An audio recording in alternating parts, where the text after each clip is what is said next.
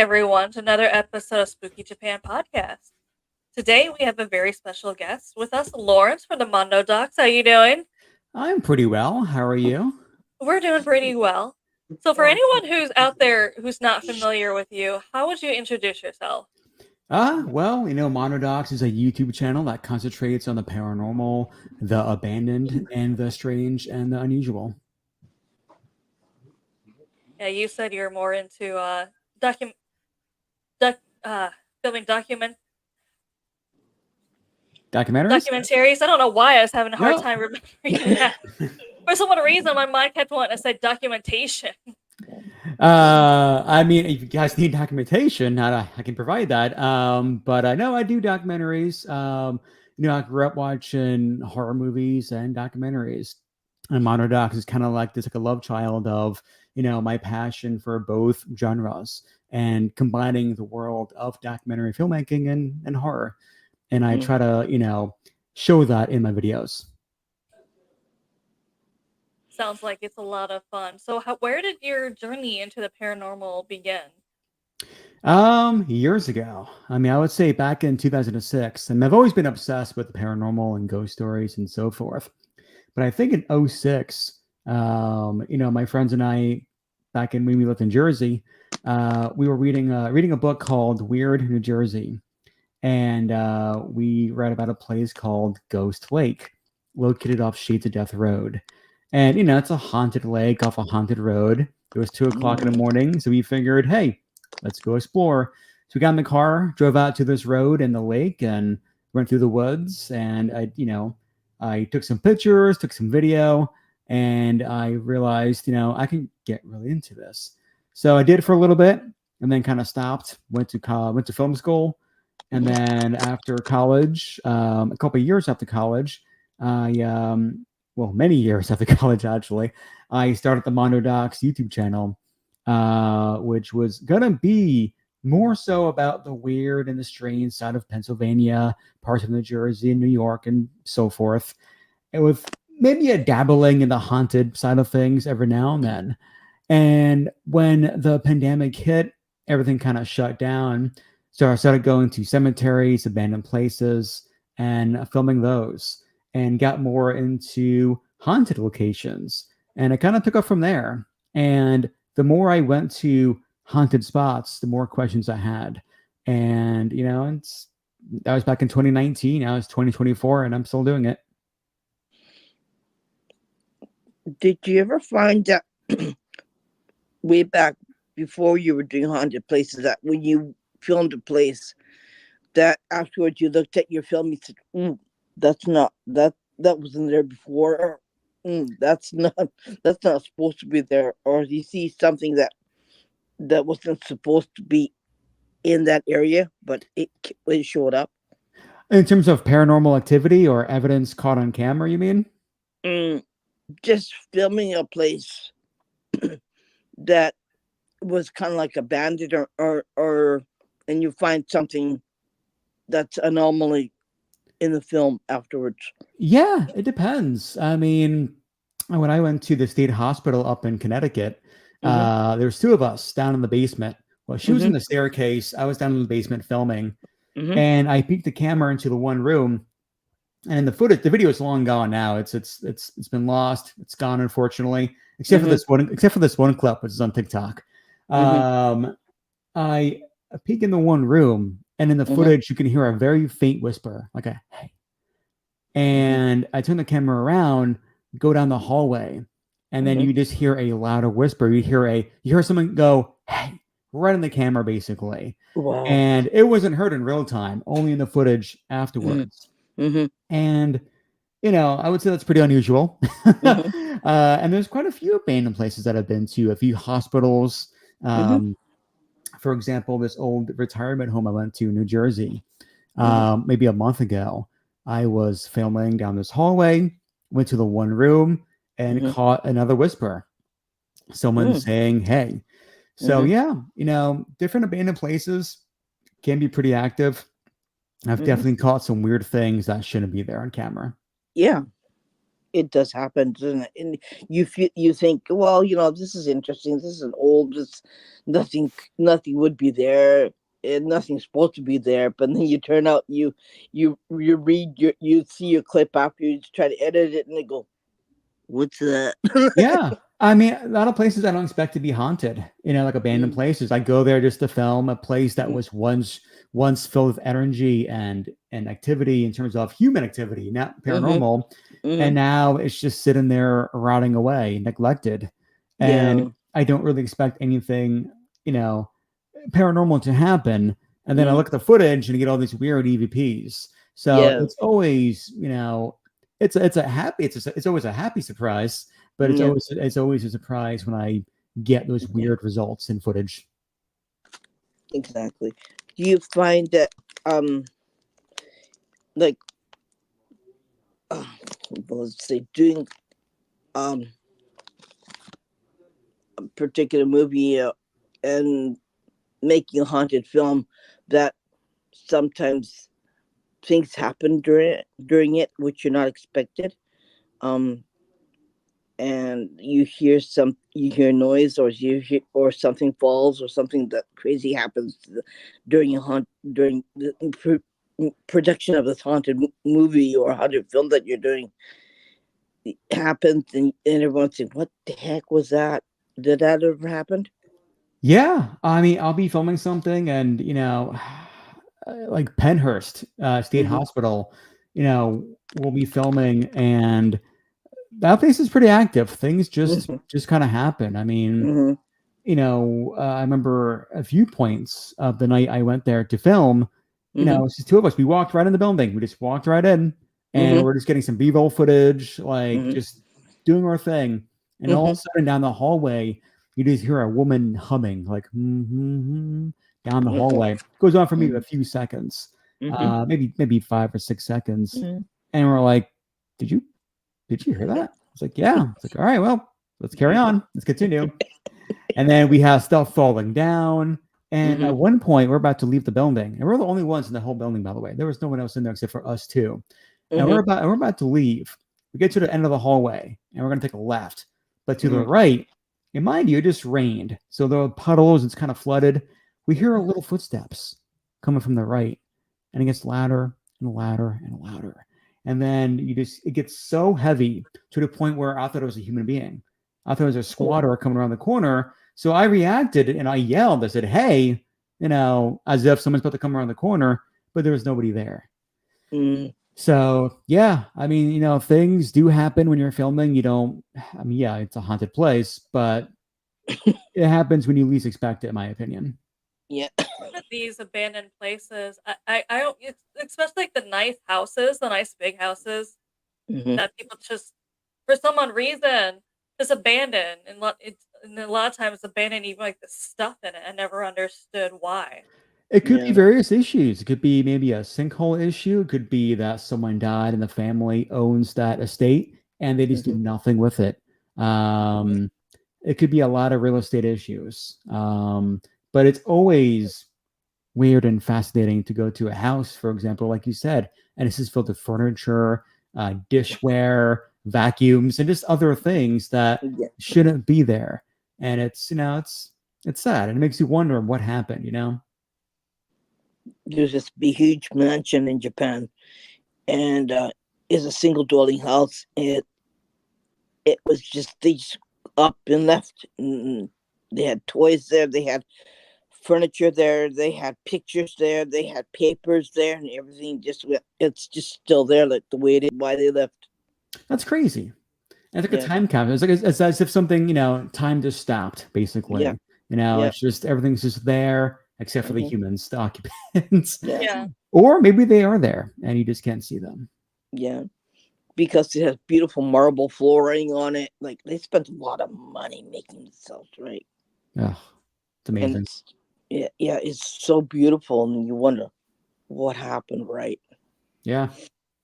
For us in this country, you have to spend billions and billions of dollars to make a house up like that. I'm sure. Yeah. I'm sure. Yeah. And even to this, nobody knows what happened to the people. Are there a lot of abandoned places in Japan that you come Oh, across? there's a lot, and it's starting to Mhm. increase too. And that's also why they're trying to, what I've seen, make it so people can come over here and live here more. Mhm. Because they're trying to get more people to come over here and live. Because the population now is just, it's mostly like the elder, so it's starting to die out. Because the younger people are starting to leave Japan. They're Oh, even saying, That's also why they're they're even saying, we'll sell this to you free. You know. Well, the only condition with that, though, is if you get a free house, you also have to be the one to renovate it. Because that's why we've never done that. I mean, we don't know how to renovate a house. We're not. wait, you can get a free house in Japan? Yeah. Yeah. Or is And that for mostly immigrants or I for? think for anybody.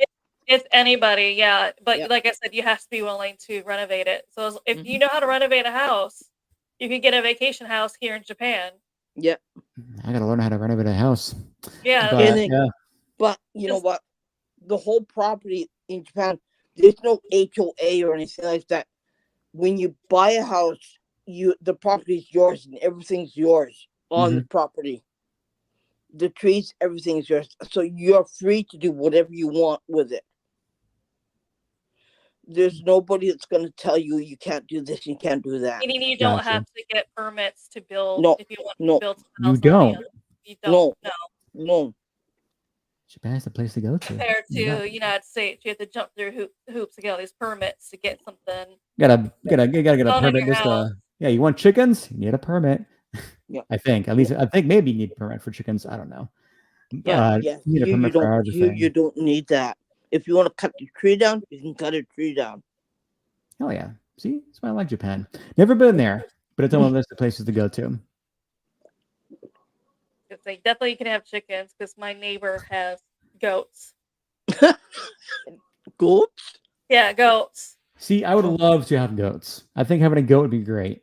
I'm sure they're such a nuisance, but and a lot of maintenance. Maybe I don't know. You think goats are a lot of high maintenance I creatures? don't even know. I just remember walking by and my dog's freaking out because we look up and there's goats staring down at us.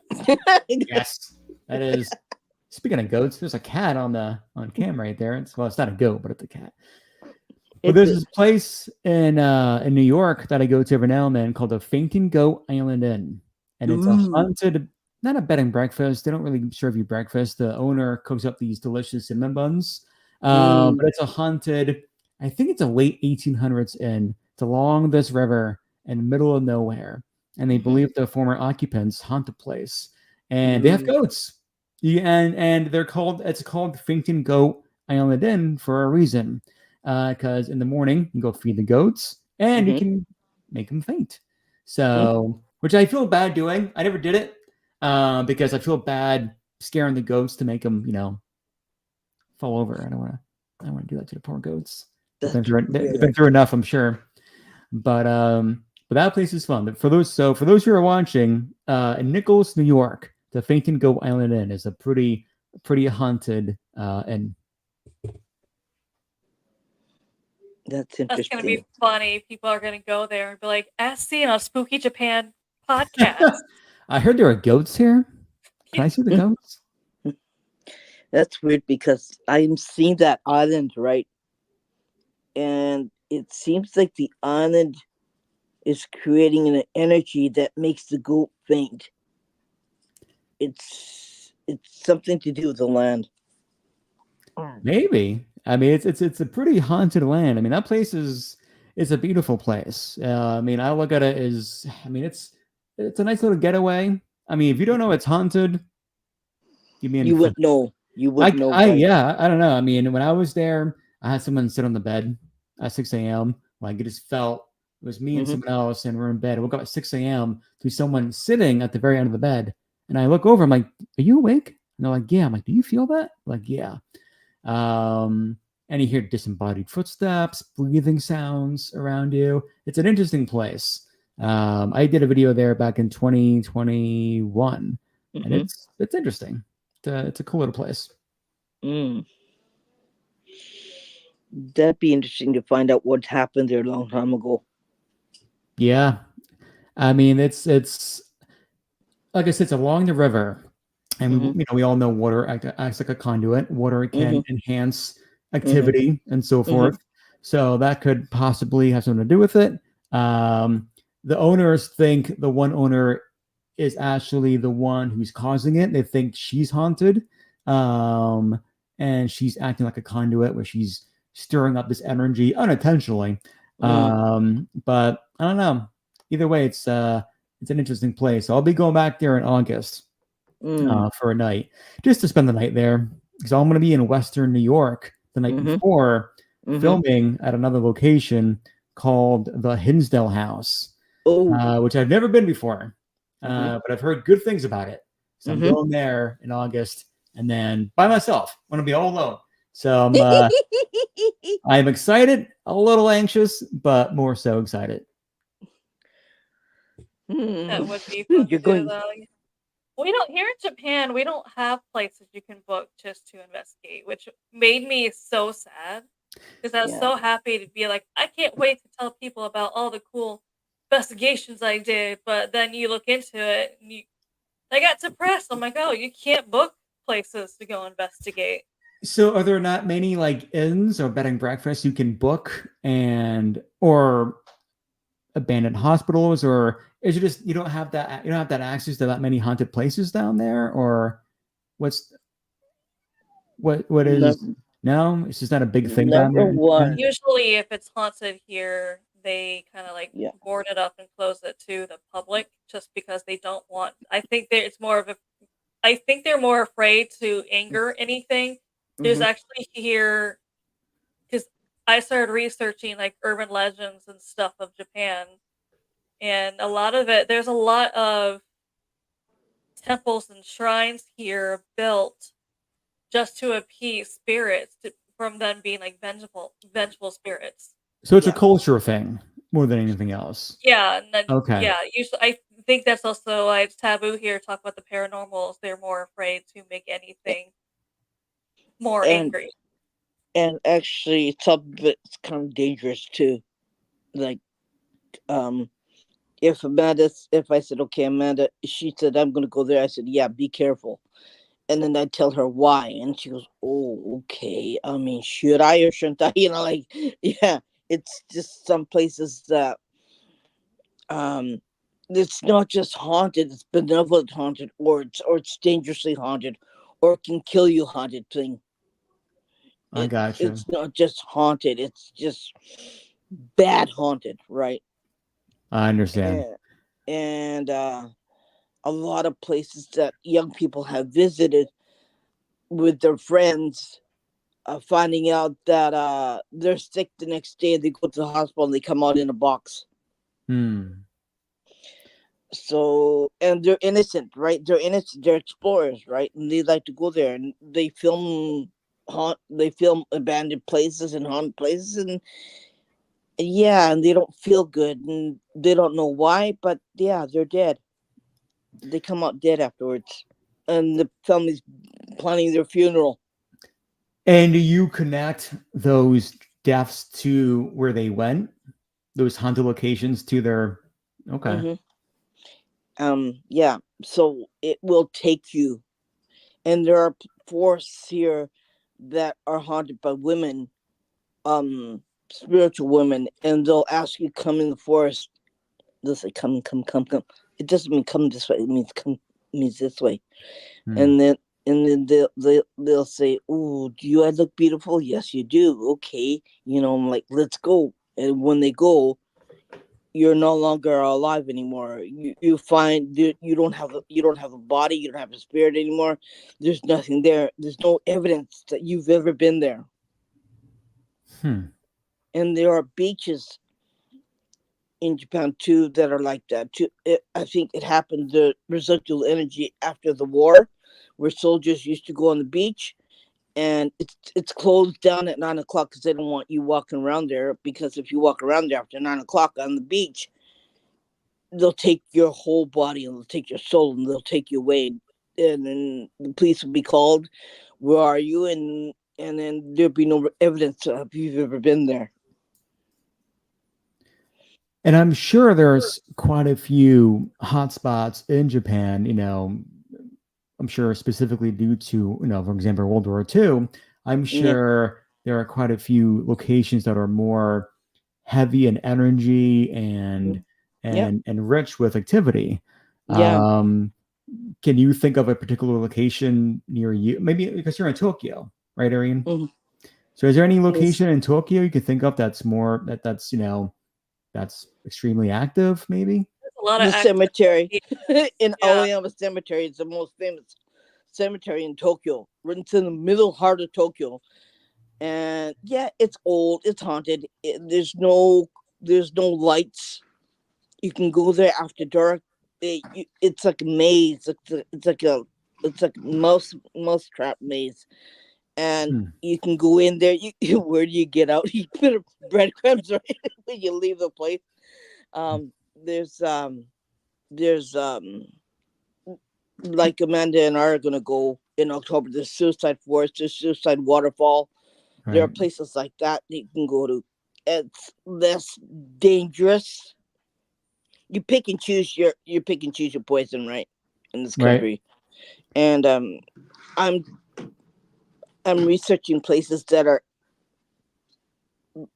less likely. You want to go home to your family the next day, right? So I'm picking those kind of places to go to, and I think, and this place where she's from, it's called Howling Village and Howling Tunnel. I think that's safer. Inunaki Village, Inunaki Village and Inunaki Tunnel. It's one of the most scary places in Japan, where it's so scary. It's not only inspired horror games and horror movies, but a lot of other stuff like that. It's so active. Yeah. The tunnel, there was a lot of murders happen in this tunnel. Yeah. So that's why that's active. They boarded it up, so you can't go in. People who visited said you can't walk in. Irene said you can. I haven't seen it yet. You can walk through. You can walk into the tunnel, but they blocked it off at the other side. So when you walk in, you can hear women screaming. You can hear footsteps and everything else happening. Right? It's really creepy. So they blocked up. Oh, sorry. So they blocked up one side, but not the other. Yeah. Oh, wow. You can walk through, but you can't walk through to the other side. My husband was born not too far away from there. He knows it as a child growing up. Every kid knows about that. He said, "Yeah, I know where it is. I could take you there." That's what he said. I said, "Oh, great. So when we're going to go visit Amanda, he'll drive us there." He goes, "I know exactly where it is." That sounds fun to me. I think you should do it. You should go. But Amanda, you've never been there before, right? That tunnel? I haven't been there yet, no. Because I definitely don't want to go there alone, especially because near this tunnel is also in that same mountain area is the Howling Village or Inunaki Village. And what it was have you ever seen the movie Wrong Turn? I've never seen the whole thing, but I've seen enough. Yeah. So it's basically a town in a mountain similar to that, where it's no longer inhabited, maybe by like squatters. That's also why I don't want to go alone. Is because if you can still walk up to it, I want to. But even if there wasn't squatters, just energy wise or spirit wise, I don't think I'd want to be there alone due to its history, and that is because this little village in the woods was built because there was a bunch of outlaws who built it who didn't want to be under Japanese law anymore. And there's still the sign there in front of it when you're entering that village that says, "Beyond this point, Japanese law does not exist." So literally, when the people did inhabit it, anything and everything happened. Rapes, murders, anything and everything. So. And when was that? What time period? Long time ago. Long time ago. And now the houses still exist, right? And you can walk in the woods to it. Yeah. Wow. And is it like a ghost town, basically, like an abandoned village almost? Yeah. It's an abandoned village, yeah. Because they said the only people who might still be living there would be like squatters living there. Gotcha. Yeah, we don't have many ghost towns in eastern U.S., western U.S., in the deserts and all that. There are quite a few old mining towns that are abandoned. And I don't really go out to the western part of the U.S. that often. But there's a few ghost towns out this way. There's a place called Wolpack Village. And in the 1950s, it's in New Jersey along the Delaware River. In the 1950s, the U.S. government acquired all this land along the river, and they purchased it, and they're going to build a dam. So they removed all the residents. So they were forced to leave their homes and businesses and so forth. But the dam project fell through. It was never built. So now you have all these abandoned houses in the woods, including Wolpack Village, which is just a ghost town. I went there. I've been there once. It's a very, very small town, if you want to call it that. Maybe like 6 houses, if that. But it's a weird energy. Nothing malicious, nothing dark. It's just an empty, sad feeling. And throughout that area, it's just a sad feeling altogether. Because you have all these homes that were, you were forced to leave your own home, basically, so they can build this project that never happened. But yeah, I think ghost towns are fascinating altogether. They usually are. I don't recall hearing about a lot of in the United States. I mean, there's some, obviously. Yeah, it usually happens when the government acquires land and then does nothing with it. It happened in Jersey, happened here in PA, it happened with Elvira, PA, Pennsylvania, where they acquired a bunch of land during World War II and built over 300 military bunkers to store TNT explosives. And they, demolish homes to build these bunkers, and now they're abandoned. So you have this huge amount of land with a couple hundred igloos, bunkers built into the earth, which is pretty cool. But not a ghost town necessarily. But yeah, there's quite a few large scale abandoned projects in the U.S. You wonder. My friend lives on a piece of land. She used to live there. She rented a house, and it was an old cemetery. Nice. Yeah, she said she ran out. She moved and she ran out of there really quick, and they bought another house. She said, and the landlord says, "Do you want to buy this property?" She goes, "Why do I want to buy this property? Right? Can't live on it. There's a dead tree that fell on the house, so it's most likely demolished." And and there's still bodies underneath the land, right? They they're dead bodies, but they're, at least the neighbors are quiet, right? Yeah. Not gonna bother you. So yeah, not gonna be too rowdy. Yeah. It reminds me of the picture I've seen online where the realtor put on a sign. So across the street is a cemetery, and in the advertisement, even the real estate agent was just like, "Neighbors across the street are quiet." Yeah. Yes, it's true. There's no crazy partying. They're not rowdy. You'll never know they're there, so it's fine. Yeah. But my friend used to get chased all the time in her house by a dark entity, and it used to do all kinds of crazy stuff. And the kids wouldn't even sleep in their own rooms anymore because they'd freak out. Oh man! And then they found out later on that the caskets were too old, that they couldn't dig them up. Oh wow! Because they were destroyed the caskets. So they removed the headstones over there, and it's still there underneath the wall. So they relocated the headstones, but not the bodies. Nope. So the bodies now disturbed, are remaining there. Okay. Yeah. Gotcha. I don't know why they thought it would be a good idea to build something over graves, though. I don't know. I mean, it's just not even haunted wise. Even if you don't believe in a paranormal, you still have to believe your house being over dead bodies feels disrespectful. It's not a good move. No. And what do you do with plumbing? You have to work around those bodies, right? I mean, it's I don't know. It seems like a logistical nightmare to begin with. but Yeah. dig in your backyard. like, Yeah. I'm gonna build a pool. It's like Poltergeist. You'd be swimming, and Yeah. all of a sudden you're joined by a few of your neighbors. But Irene, Ugh. you mentioned you were a clairvoyant. I have to ask you, within this room, do you sense anything in this room? Do you Yeah. sense? Okay, what do you sense? Why am I hearing mommy, mommy, mommy? Okay, all right. Anything else? Because that does make some sense, actually.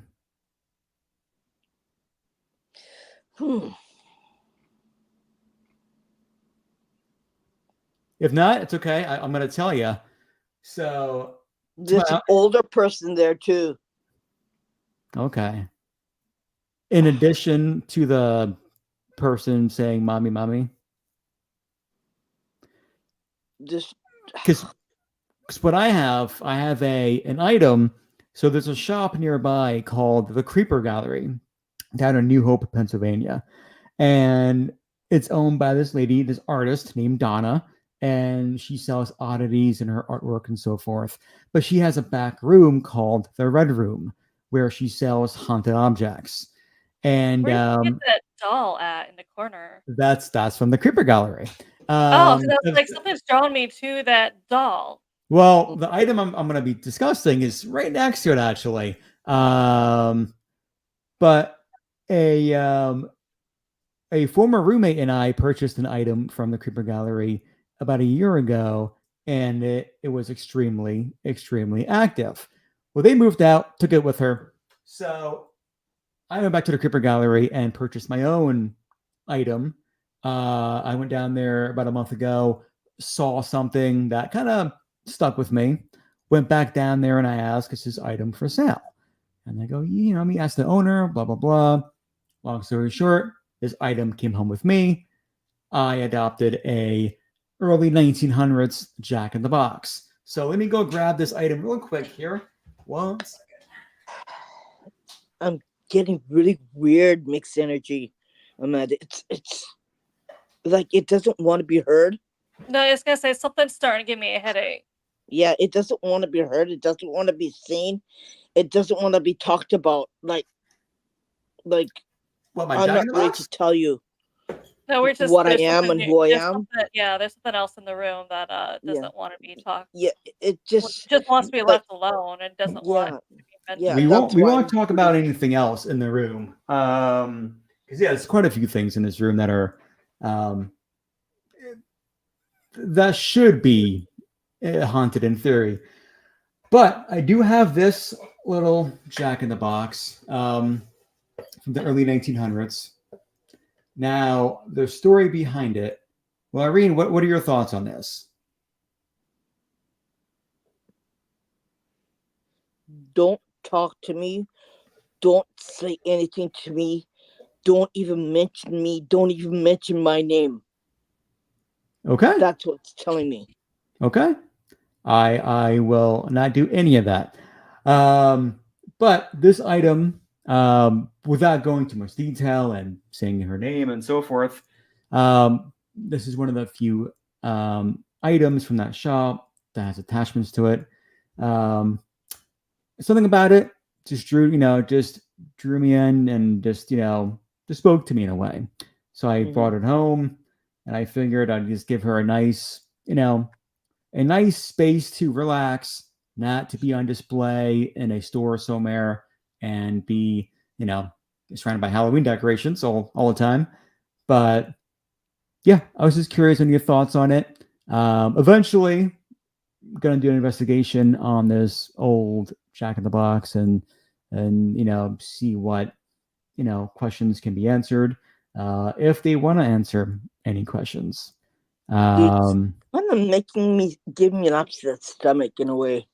Like I don't feel good. Okay.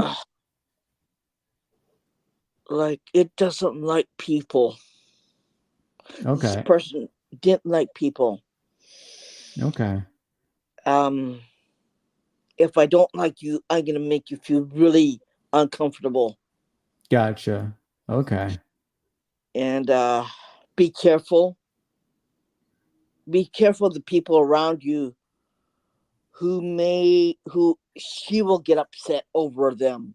She said, "Don't you dare." And it's like almost like don't challenge me either, because I won't have it, and I will make you ill. Gotcha. And you're attributing that to the Jack in the Box item. Okay. Yeah. Well, the entity in it is telling me that. I gotcha. Because my stomach will go, ooh. The Well, second let's not give you a stomach ache. Let me put this Jack in the Box away and walk away forever. But it's okay. I just leave the situation. Just change my field. It's okay. It doesn't bother me that. It's only 1 minute thing. But either way, we'll see what she's just chilling here, and I hope she's comfortable at least in this new home. But yeah, I have a few weird things around here. I have the head fell off, but I have it's going off. It's a music box, but oh boy. So what happened is it's a duck head, taxidermy duck head on a dress, okay, with little baby doll hands, and it's a music box. Unfortunately, the head fell off. I think Irene put to lose her mind over this. But okay. I would say it's pretty wacky, but I think we can agree it's pretty quacky. But the head fell off. I gotta glue it back on, unfortunately. But that's one of my favorite things that I own, I think. But that's one of those crazy things that you own, right? I own a lot of weird things, Irene. So it's just like, why would you want to own something like that? Yeah, I was just one day I was my cat's really a fan of it, and one day I turned it on and the head fell off. So now it looks creepier now without a head. So, but anyway, yeah, like I said, there's quite a few oddities in this damn place. Irene, that doll should be talking to you though. Yeah, it is. Yeah, I'm just trying to ignore it right now. No, well, what's so? I'm trying to pretend that I can't hear it because tell me you don't want to talk about it. Well, she has a name. The person I got her with, we named her Adele for whatever reason.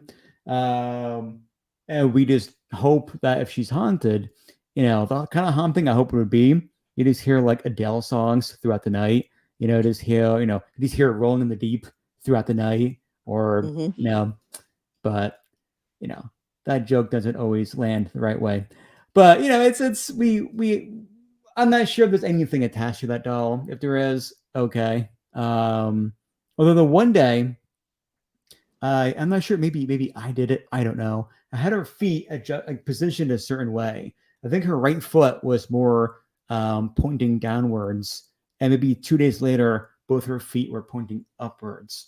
And I can't remember if I did that. I don't know why I would position her feet, twice in 2 days, but it made me think maybe there's something attached to her. Maybe there's something else in this room to the other items that might have played with her. Who knows? But we did investigate her. Didn't get many results at all, to be honest with you. But doesn't mean there's nothing. It doesn't mean that there's not anything. Yeah, with the doll could just be sometimes shy. They just don't want to come out. Yeah. Sometimes the energy and the people who are investigating is not just a little bit off. It's an old spirit. Back in the 1800s, she's a Victorian old lady. Go ahead. Amanda, go ahead. No, I know it's a female, but I think does she prefer the company of women? Yeah. Yeah, she's not very keen on guys. Yeah, she's not very keen on guys, right? That's what I said. I don't think it's not you. It's just because you're a man. No, You're not getting. I think it'd be better if you try to get more of a woman in the room when you're investigating her. Gotcha. She's also very reserved, because you're Gotcha. looking at a time and era where women were here and men were here, right? Mm-hmm. So her head has not changed since then. Even since the 20th century, her head is still back there. Right. Right. So you have to bring more women in. Yeah. I mean, I guess I could definitely bring more women in here. Arrange Jesus. But no, I know what you mean. I mean, and I kind of get that feeling as well. But I don't know. She's definitely an interesting doll, and she's, I don't know what time frame she'd be from. She's definitely older. Her hair feels Yeah, very real. she died. She died in childbirth. Hmm. She had a particularly hard pregnancy. She died and her child died with her. They couldn't get the doctor out, and whatever doctor there was right back then, right? Right. It would be probably a midwife or something. Didn't come in time. She said, I bled to death and I died. Gotcha. Yeah. That's probably why she was reserved, not wanting to come out, because it was really tragic what happened to her. And she wasn't really ready to talk about it, but she told me, since I said it's okay, you can tell me and you can talk to me, and she opened up to me about it. But yeah, that was pretty tragic what happened to her. Gotcha. And I think she didn't know she was pregnant. I think it was an accident at her age, and she freaked out. She decided she kept the baby, and she was going to go through with the pregnancy, and something happened. She went into labor, and boom. Yeah, that's what happened to her. Are you getting an age where she passed away? Yeah. Like, it was like she shouldn't have been pregnant at her age. Gotcha. Was she a little bit like middle? I guess middle age. Yeah. It was around 50 some odd years old, and she died really quick. Oh wow. I was gonna say I did feel it was a little bit, yeah, not. I don't want to say old, but I'm like, she's not. But I know what you're saying is at that age usually. You don't get pregnant, right? Right. Yeah, It's that's not, feeling that you can, but it's not advisable, right? Yeah. She just a second, she's talking to me.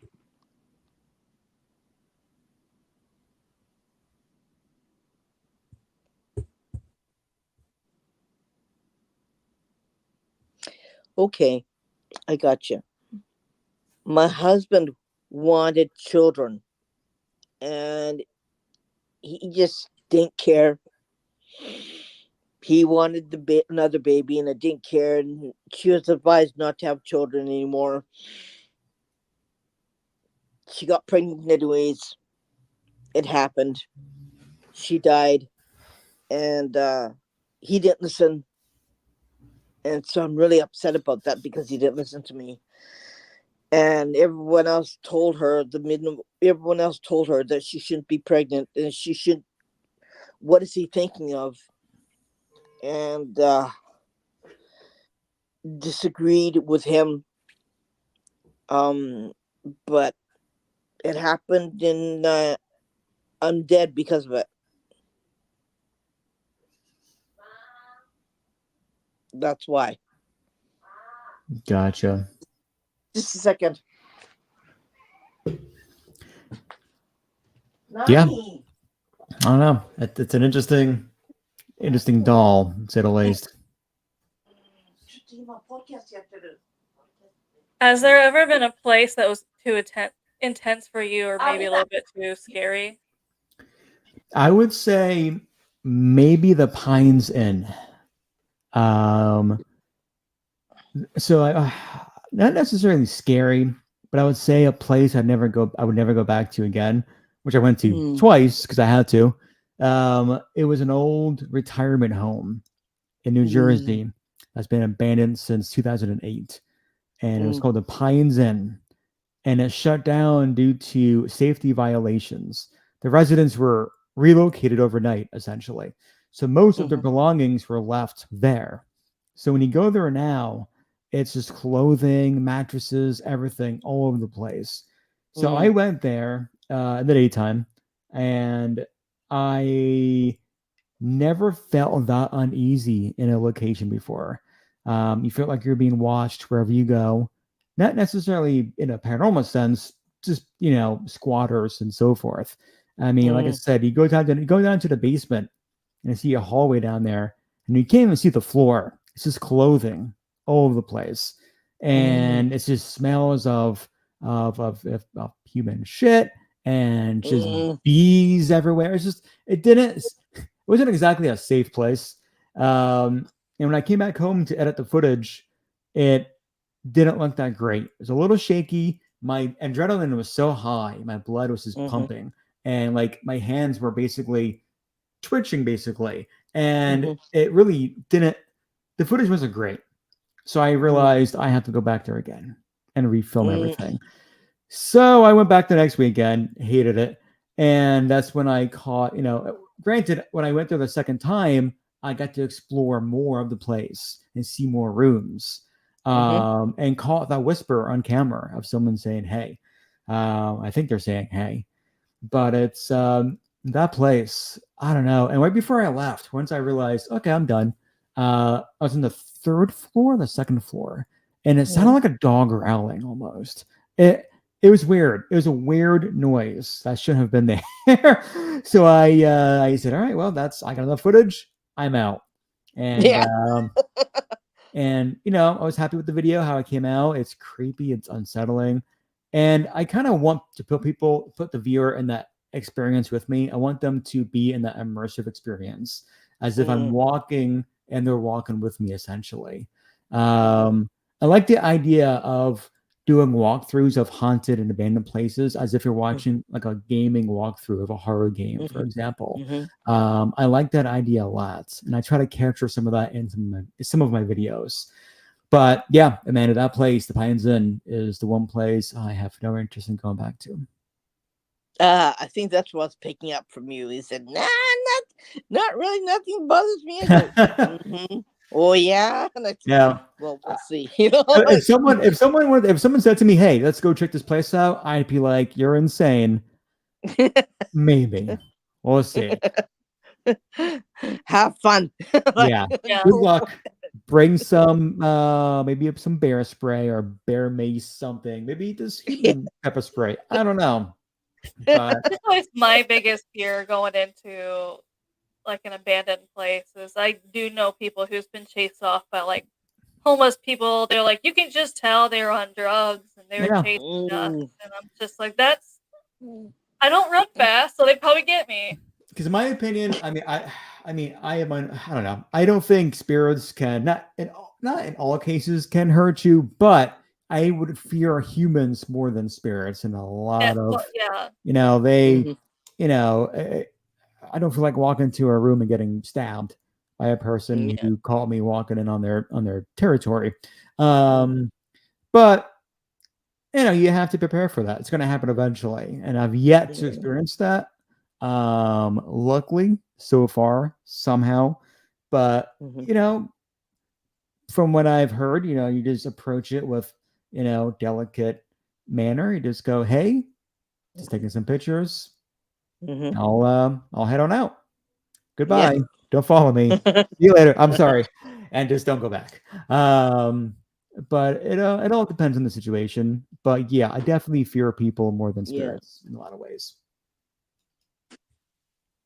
And bears. Fear the I'm unknown. convinced I'm gonna come across a bear eventually. I don't know why. As a picture walking through an abandoned house and there's a bear just hanging out, hibernating. Like, oh, this is not where I belong. I am in the wrong neighborhood. Goodbye. And hope for the best. It's yeah. I You don't even know should. what I would do if I came into a place and there was a bear. Yeah, I don't know. That'd be a very unbearable situation. Do you walk away? Do you just do you have a stare down and hope that Oh, definitely don't do a stare down because they think you're challenging it.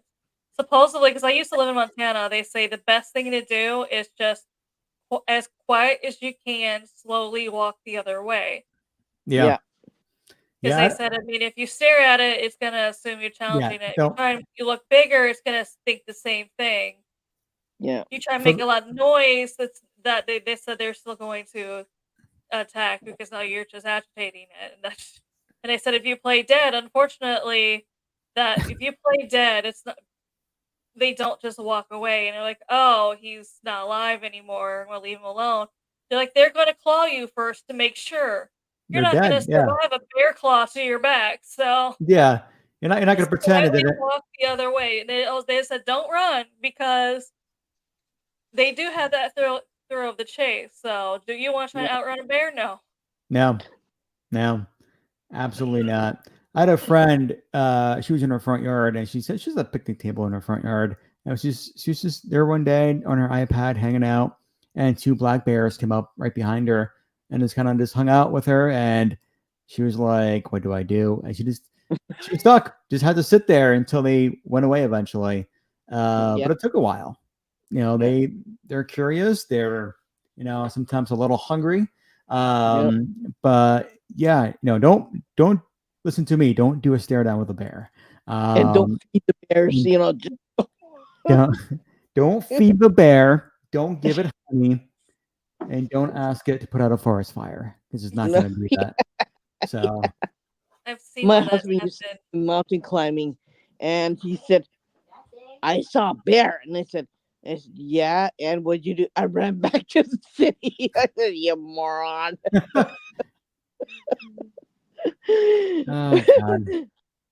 I've seen where it's happened to some people who were exploring an abandoned factory. Where there's like two sides of it. Where one of the people decided, I'm going to go to the next building over. I'm going to walk across this little bridge, go to the next area and check that out. And they were going to, follow. And then as soon as the person got in, there's only like the one over there, the one door, and they were stuck in there for a while because after they went in, their friends said, we can't join you because now there's a bear club. There's a bear cub sitting out, kind of hanging outside that building. They're like, yeah, it's near that door. So luckily, I don't think it went in, but still, they're like, yeah, you're stuck. It's like, sorry, you live here now. See you later. Yep. Yeah, you can't come get you. There's a bear blocking the way. So when the bear goes away, we'll reassess the situation. But it does happen. You do come across such animals, but I don't know. Would you rather have a bear or a unstable squatter? Probably, maybe. Honestly, probably the person. Maybe. I don't know. Skunk. What's that? A skunk. A skunk. That'd be a very annoying running. Yeah. I'd be terrified if I came across a They're not skunk. gonna. A skunk wouldn't hurt you. They would just make you smell really bad if you got close enough and they felt threatened. I'd be like, what is that smell? This place really stinks. And you realize it's you, and you realize it's a skunk that just made itself known. Yeah. No, never been sprayed by a skunk, thankfully. No. It's not on my list. Not on my to-do list.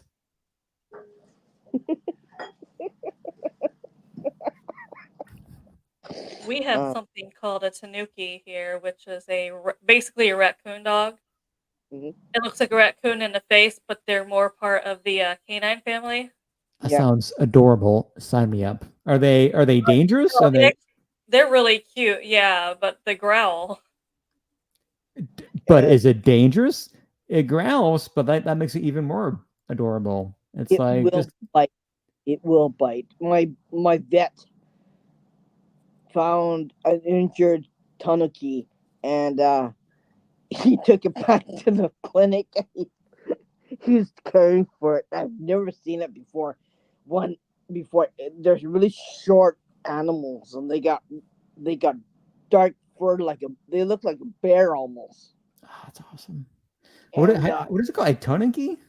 yeah, it's like a Tanuki. raccoon dog. Tanuki. I'm gonna look this animal. Oh, there it is. Okay. And they eat anything and everything. They live in the bamboo forest. Well, we have one outside of the apartment building, and I don't know if they really attack. I've heard it growl many times Like because this thing? Can't really see it. Yeah, 'Cause yeah. yeah. I would absolutely kidnap a tanuki. I would be covered in so many scars and missing limbs. That is absolutely precious. so I don't think they attack if they don't have to, though, just because of the No. fact is there's one that always it lives somewhere outside my apartment building, and my dog always tries to play with it. And it growls at her, but she's still wagging her tail trying to play with it, and it's just growls at her. Yeah. Um, they really don't attack people. They eat snakes. They eat small rodents. They're just herbivores. Do you Um, guys have any cryptids in Japan? Like No, here we have to. we have like thousands. yeah, every yeah, lots of them. What's the most well-known cryptid in Japan? Which one? Which way you wanna Well, go? well, like here, for example, obviously with Bigfoot, which It is depends the on where most you are in Japan popular. too. You Gotcha. got water cryptids. You got river cryptids. You got land cryptids. You got mountain cryptids. You got um house cryptids, like stuff that'll come in your house if you don't keep a clean house. It likes dirty houses, and Is it'll it come and it'll make a mess when you. is it It'll a giant? Is it a giant cockroach? Like what is it? It's a cockroach with a hat it on. It looks like comes in a and monster. Actually, what is it? it looks like a monster in a way. It'll come. It'll create havoc in your home, and you can't get rid of them. Uh, They're just really difficult to get rid of. It's the legends are if you don't keep a clean house, they'll come and make they'll come and sit in your home, and you can't get rid of them. There's another one that looks like an umbrella, and if you keep on opening up your umbrella in your house, it'll create a creature will come in your home, and it looks like an umbrella with feet. that's terrifying. I don't know if I Yeah, want to see a walking umbrella. yeah. That's And that's there are every February the 29th, it's called Setsubun, and you get rid of all evil out of your house, and it's the devils who live in the mountains will come and take your children. You'll never see your children anymore. So you have to clean your home of all evil or all bad juju. That's what we do every February the 29th. so the cryptids are basically based on be responsible, be an adult, and get your life together. Otherwise, you're gonna have a giant umbrella come and eat you. So And you got women. You got an old lady that has a long neck, and it's just tons of crazy things. Mostly legends are like everyone wants to make sure that their house has nothing in it, keeping it clean, keeping it so you respect everything, and then respect your house, respect your elders, respect your animals, respect right, everything, respect the tree, right? right. So there's a Yeah. cryptid for everything. There's Yeah. the Inugami also, which is the dog spirit. Yeah. The Kitsune, that serves around the in Inari shrines. They're Yeah. the fox spirits, usually with multiple tails. Yeah. And there's like different ranks of those too. Yeah. There's also the Bakanekos, which is cat spirits, and that's also why they say like be nice to like the cats out there, especially ones like with long tail, short-tailed cats. No, because that's also why they chopped off cats' tails back in the day. Was they thought the longer the tail, the more power they had, and usually Mhm. the more havoc they're gonna wreak, and they could Yeah. also cast fire and set your house on fire. So they believe that the longer the tail, the more powerful it was. That's why Japanese cats, indigenous to Japan, have tails that are only this long. Oh wow. Yep, they A look lot like, of them, yes. yeah, they look like the Manx, or they look like a bobtail. Yeah. Yeah. Okay. So old Japanese cats that are indigenous to this country don't have tails, Oh, that's weird. That's wild.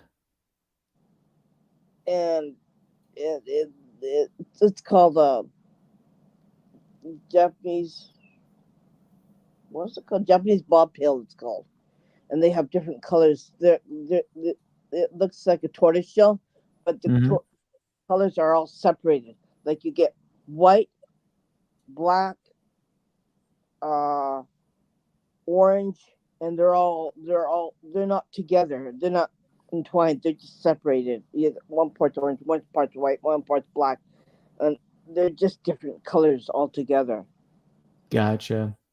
Yeah, I wish we had. I mean, we have a few cool cryptids in the U.S. We got Bigfoot. We have the Jersey Devil. We got Mothman.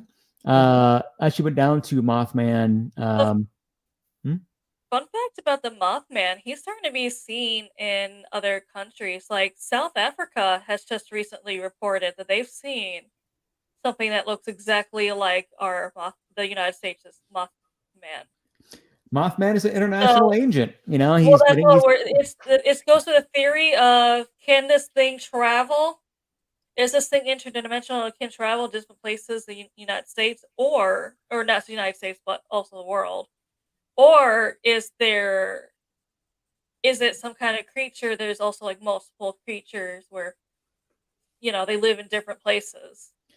It could be that. It could be that maybe if Mothman is a real thing. You know, there's there's a theory that Bigfoot is more of a supernatural entity where it manifests itself into a humanoid shape or a creature for humans because it's what we recognize the most. So if you walk into the woods and this entity is there, it's going to present itself in a humanoid shape. So we are not entirely too I guess not too freaked out about it, but even still, if I saw an 8-foot hairy creature in the woods, I'm going to be a little freaked out by it.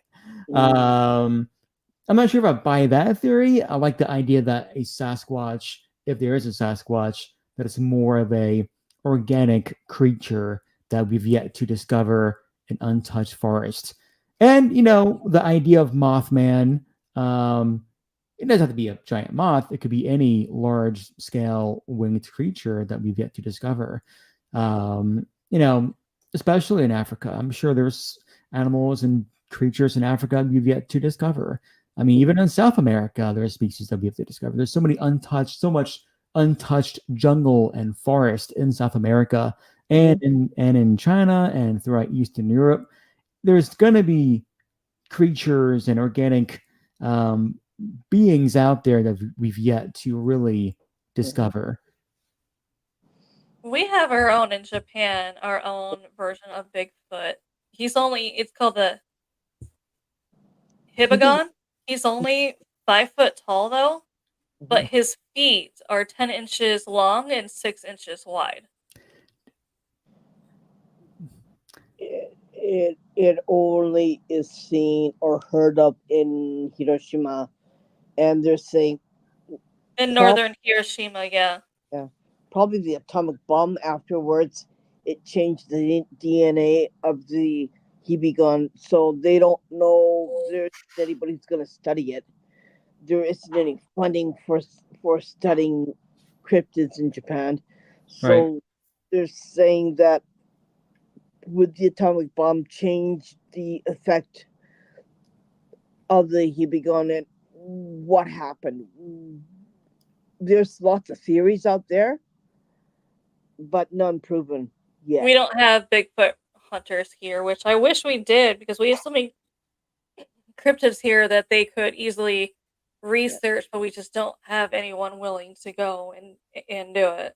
Which I'm surprised by. I feel like there should be some teams out there who are committed to investigating, a 5-foot creature with big ass feet, which I'm trying to picture that thing walk around. And it's a pretty unique image in my head.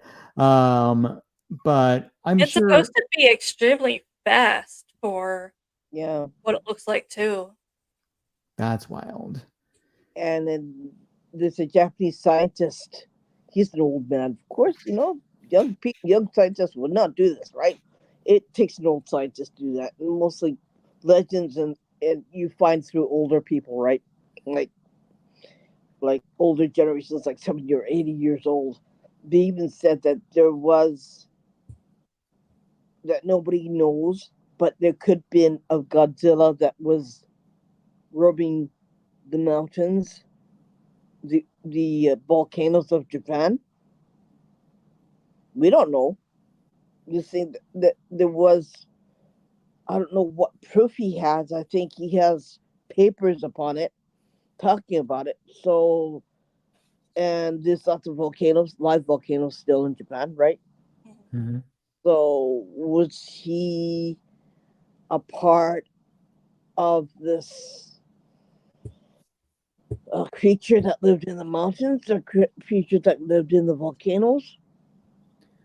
Possibly it's still because like she said they believe Godzilla exists here at one point. So yeah, you might still be living in volcanoes or even back in the water, which a lot of people said that's still a possibility because we don't know much about our waters anyway. So I was just gonna say, I'm sure at one point there's a possibility of a large creature maybe residing in a volcano or in the forest or in the mountains, thousands of years ago that made its way into the oceans, into the deep sea. Because like you said, we know more about space than we do our own oceans. There's so much down there that we've yet to discover and really learn about. So I'm sure there's a possibility of some large creature, something. well, you gotta get on that. Yeah. You'd be the only one doing it, man. Do that. It sounds like people need to go to Japan and investigate some cryptids. That's what it sounds like. It's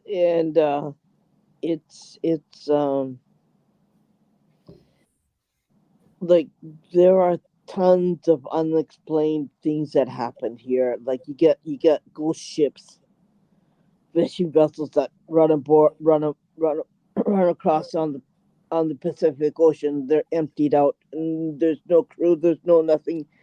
There's no body. There's no nothing. They don't know what happened or why it's there, and the police starts investigation because it's all anything like that is the police will take it becomes of the law of the police department, right? Mm-hmm. And they don't know what happened. They go out fishing in the Pacific Ocean, and they have so many people in the crew, and the skipper and everybody else, and they're all gone. And it's like, where'd they go? They can't just disappear, Yeah, the vessels are all intact. It's just it's emptied out. Do you think they maybe went through some weird portal or some kind of weird time slip, perhaps? Because I have a friend who lives in Chicago, and his name is Nick, and he told me that they discovered a new Bermuda Triangle off the Pacific Ocean, and Japan is part of it. In the ocean. So if you watch, we watch the news sometimes. If you watch Japanese news, they said there's another ship that came off the ocean. Okay, it belonged to certain country, and there's nothing in it. We don't know why. So they bring the ship aboard on the land, and then they study it, and there's nothing to study, right? Yeah. Because it's emptied. And it's like they have to go, and it's like they have to go somewhere. It's just something that happened. It's just like every day in the news you hear something like that. Oh, there's a ship that's emptied out. Oh, there's no crew. Oh, we don't know what happened to it. Like, yeah. So the problem, William, is the paranormal in Japan is very a taboo thing. Yeah. So that's also part of the reason why no one is, even if they are secretly interested, they can't admit it. It's not like the United States here where, if you don't wear anything or have anything seen in any videos or you mention I work here, HR can't do anything to fire you because no one knows where you work. So here it's the opposite, where if someone hears on your free time you're investigating, they can terminate you for that. Yeah. Really? Yeah. There's a fight. There's a Japan Airlines pilot that in order to go to the United States, they fly over kind of like North Pole, and they fly closer to near Russia where it is, but they go over the top, and they come down, and then it's a faster route than going all the way around the Pacific Ocean, right? Because it saves fuel, right? And when they go over, there's a lot of pilots that sees UFOs over the northern hemisphere. So and if you report it, you're doing like you forget about keeping your job. You can forget about being flying anymore because they'll sit you at a desk and say you're grounded. That's so interesting. So it's really it's and like I mentioned before, it seems like a much more of a culture thing, where in the U.S. and maybe other Western countries like like England and so forth, people here do treat the paranormal almost like, well, they do treat it like entertainment basically, and not so much of a. It's not really a sensitive topic to many. It's more entertainment.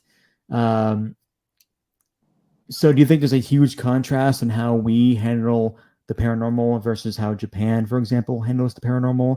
It seems that way. It seems like Japan handles it in much more of a sensitive topic, and a good word to use is taboo. It seems like Japan and other cultures do approach the paranormal in a more tender view, in a way, where we look at it as more entertainment. They acknowledge their existence. They acknowledge Actually, there's a lot of culture traditions that go around the ancestors. They don't want it like, I'm gonna walk on this side of the road, you're gonna walk on that side, you stay on your side and I'll stay on my side, kind of like attitude. Gotcha. They respect it, but they don't want it mingling with the living. So respecting it means also being scared because they don't want it to come after them. So there's a very thin line between the living and dead in Japan. Like everything that we do revolves around the dead. Our customs, when we wake up, when we wash our face, we take a shower, we get ready for work or whatever. It revolves around the dead. How we eat. So it seems like it's much more about respecting the deceased, respecting. Other than respect, they don't know how to handle. And hope to God that don't come after you. Right. Yeah. Yeah. And then if you have abilities like me, don't say a word, basically.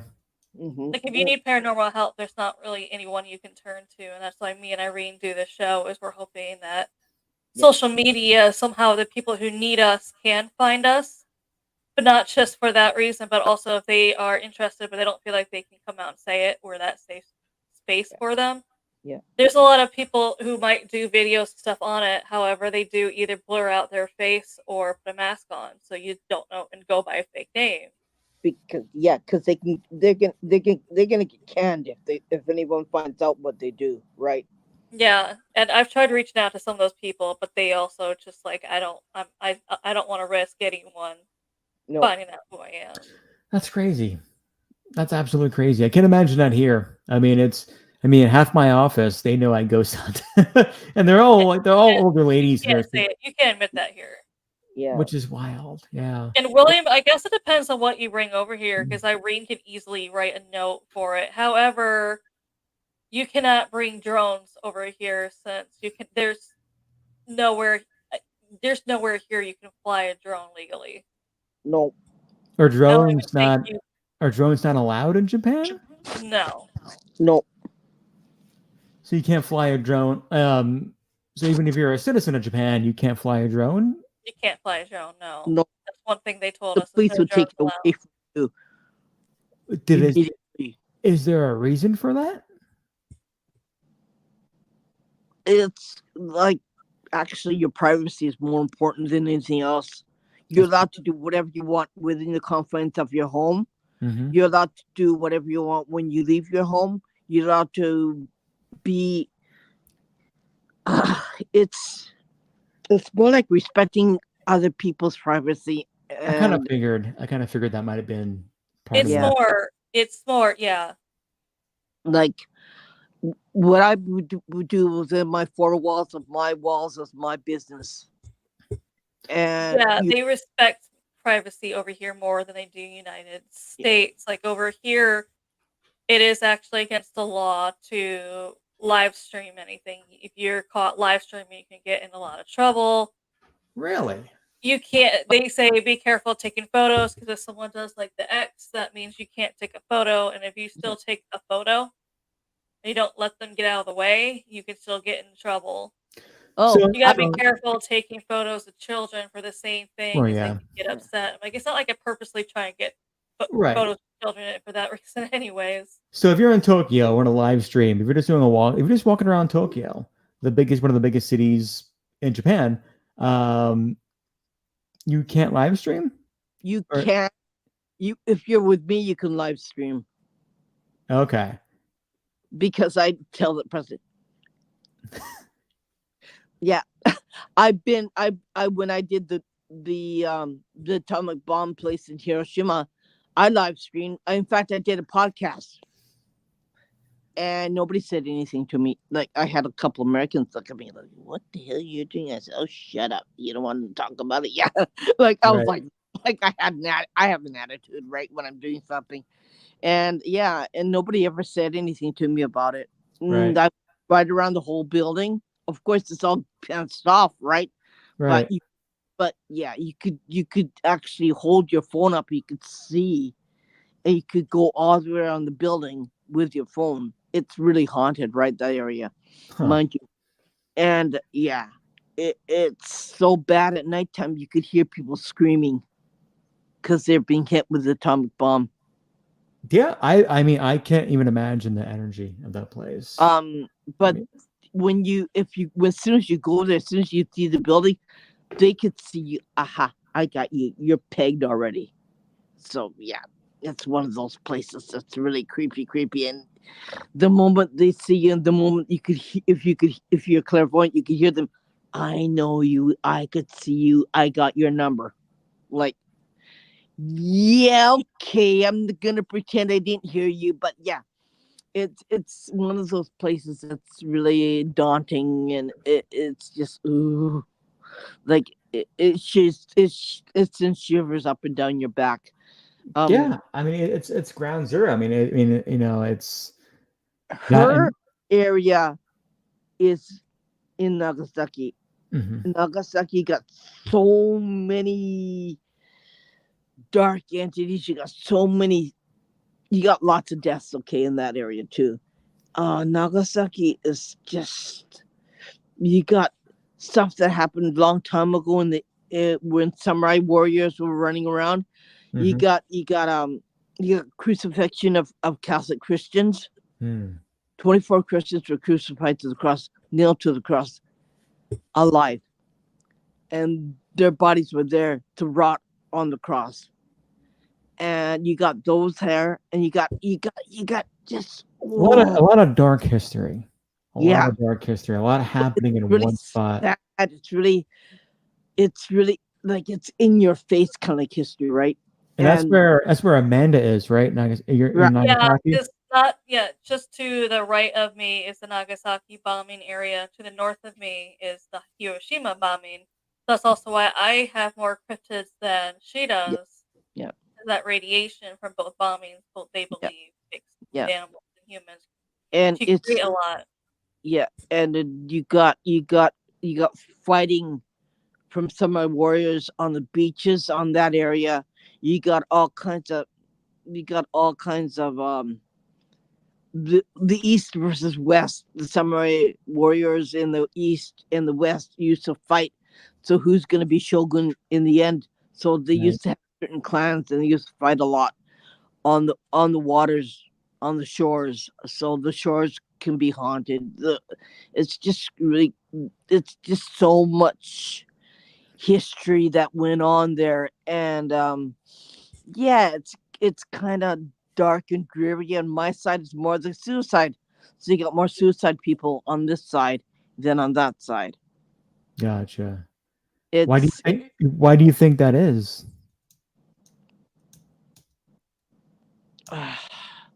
Why my side is more suicide? Mm-hmm. You see, after COVID, right? A lot of businesses lost their companies, and so they feel that there's no sense of me living anymore, so they unlive themselves. Have you guys been to the suicide forest? Not yet, but we are planning going on there in the future. Now, I will say with the going back to the suicide things, though, that Japan is mostly a Buddhist country, and the Buddhist belief is if you're not happy in this life, you're allowed to relieve the pain, basically, and try again in the next life. Yeah. Which ends up in a lot of, Right. Suicidal spirits here, yeah. Yeah. You're allowed to redeem yourself in the next life. And that philosophy has really come down to the younger people as well. The younger generations also believe in that philosophy. Yeah. Gotcha. So mental health is not really a thing here. And that's one thing they told us coming over here. They need to make sure mentally we were okay, because they're just like, if you need any help mentally, you're not going to get it here. Gotcha. There's one place that Amanda didn't know about was Keon, Kentucky. It's called the beautiful waterfalls of Keon Waterfalls, and it's in the mountains, leading up to the suicide forest, leading up to Mount Fuji, and all that's one whole route. So it's like this is haunted, that's haunted, that's haunted, that's haunted, and right up to the end is Mount Fuji and the suicide forest. Keon, Kentucky was the place when Japan lost the war. A lot of older people said there's no reason why we should be living anymore, because we don't know how America's gonna control Japan, so they all jumped to their death in the waterfall, and that's really freaky haunted. I'm sure. That's. I'm sure there are so many parts in Japan that are, like I said. I mean, it's comes down to that heavy energy feeling, especially Nagasaki and Hiroshima. I mean, I can't even imagine the feelings and the vibes one would get going there for the first time and living there. I'm sure you're constantly maybe surrounded by that. She's got energy. lots of cryptids. She got lots of dark spirits, like a shadow spirits walking around where she is. The thing is that all the kids go there to the waterfall as part of their tour. Mm-hmm. My son said, Like he was going, like, and he made a really funny face when they all had a group photo, and like he didn't like going there because my kids are all my kids are sensitive, and he knew that behind you, right? He could say, yeah, right there, and then it didn't really make him happy at all. But the still photographs, you could see these people climbing the rocks and jumping. I mean, damn it, that whole place is residual energy, right? But if you look at it, you won't notice. If you take a still photograph, you'll see it. Now, I know in Japan, it's been established that investigating is more of a taboo kind of thing.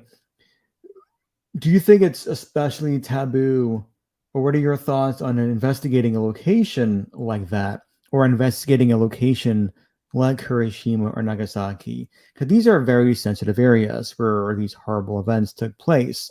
So do you think it's even more taboo to, for example, investigate a place like Hiroshima? Because I don't think that's a thing that happens very often, if at all.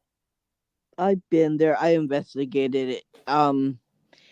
It brings a really hard feeling because my mom, she got radiation. She lived in Hiroshima during the war, and then she died because of the radiation poisoning that she got from the atomic bomb. So it was a more personal thing for me.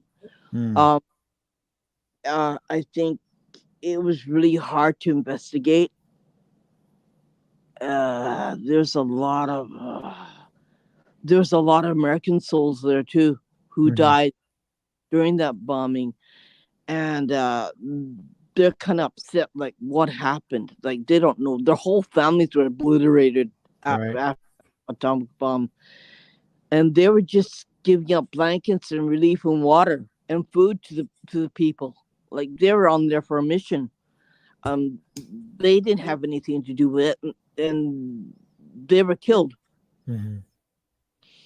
And they're really upset about it, and they're really angry with their own country.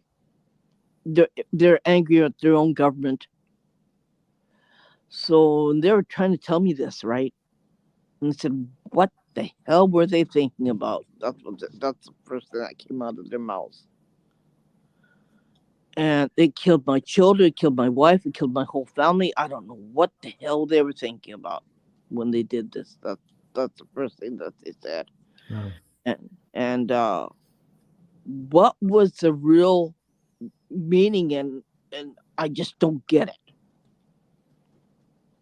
So a lot of confusion, a lot of confused spirits and entities who aren't really sure what happened, or if they are sure of it, they're still confused on why it happened. Yeah, there's a lot of people who go there who are sensitive, say they can't actually be there because they get that sick to the stomach feeling from everything, all the energy around them. And if you're not, like, I was packing all my crystals, and I had everything. Like, I had tiger, I had crystals, I had rose quartz, I had everything, and I had obsidian. I had all these crystals with me, right? And I still got attacked. Wow. Like, they didn't give a hoot what you were, what you had. They said, "I'm gonna get you, whether you like it or not," right? And when you go to a place like that, has a lot of traumatic experience or traumatic, event that took place there. It's a heavy. You're unsure how it's going to go. I mean, I go to Gettysburg quite often. I was just there this Saturday, and 3 days of war, 3 days of just thousands of soldiers being killed and one civilian. It's a heavy feeling walking through the battlefields. And it's quite a surreal feeling because you go to a spot called the Devil's Den, for example, where it's just a horrific part of the battle that took place, and there are kids playing and walking around, climbing the boulders, and it's like it's a surreal contrast because it's such a beautiful field, and it's a sunny, warm sunny day, and there are people all around you taking pictures, kind of talking, and at the same time, it's a heavy feeling because this horrific event took place only, I think, 161 years ago. When I was in Poland, I lived in Poland for 3 months. I went to Auschwitz. and got to see the campground, got to see the last remaining gas chamber of Auschwitz, and that was an extremely humble experience. It's quite a difference between Gettysburg and a place like Auschwitz, where you had a battle take place where soldiers were killed, and you have a location where 1.1 million civilians were murdered. When you go to a place, when I mentioned to you, you're unsure how a place is going to be. When I went to Auschwitz, I really wasn't into the paranormal as much at that moment, at least. And it's just a spine chilling experience, and you can just feel what others went through. You're walking the same footsteps they walked in, and when you're in that last remaining gas chamber, you're in the same structure where over 1 million people met their demise. It's a very surreal feeling, and very heavy and very emotional. And I'm sure it's almost, I mean, I can only compare that to what Nagasaki or Hiroshima might feel like, where you had a mass amount of civilians killed, and in a very brutal manner. And I can't even imagine, and I don't know. It's such a taboo. It's a taboo topic to investigate places like that. Take Ground Zero, where 9/11 took place in New York, for example. You won't really hear people investigating that location ever. If you do, you probably won't. Same with a place like Auschwitz. It's very taboo to even consider investigating these locations. There's where Amanda is. It's the Peace Building in Nagasaki. I got hit. Okay, I got hit really bad. I got sick really bad, and it's haunted. They have melted objects of stuff that melted in the atomic bomb. If you go there, you get sick if you're not careful. I've been there once. 3 hours is enough. I couldn't wait to get out. I felt really sick to my stomach. I left. I said, I'm sick. I don't feel good. I had to lay down several times. And yeah, it wasn't cool. And after I left, I was okay. But when I was in there, yeah, you just don't want to go there. I mean, if you have the stomach to go there, if you're not sensitive, you could go through there. But if you are, it's like hell on earth to go in there. I mean, they said, "Oh, it's not haunted." My husband said, "It's not haunted." "Oh, yes, it is." My son and I said, "Oh, yes, it is. It's haunted." Yeah, you end up checking, or you end up laying down because you're so sick you can't walk.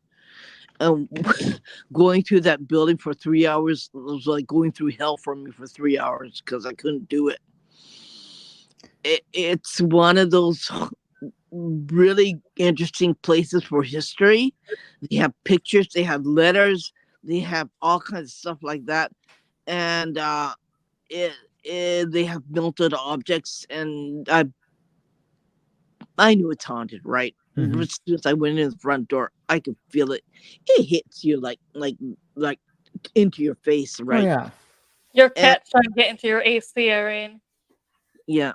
It's okay.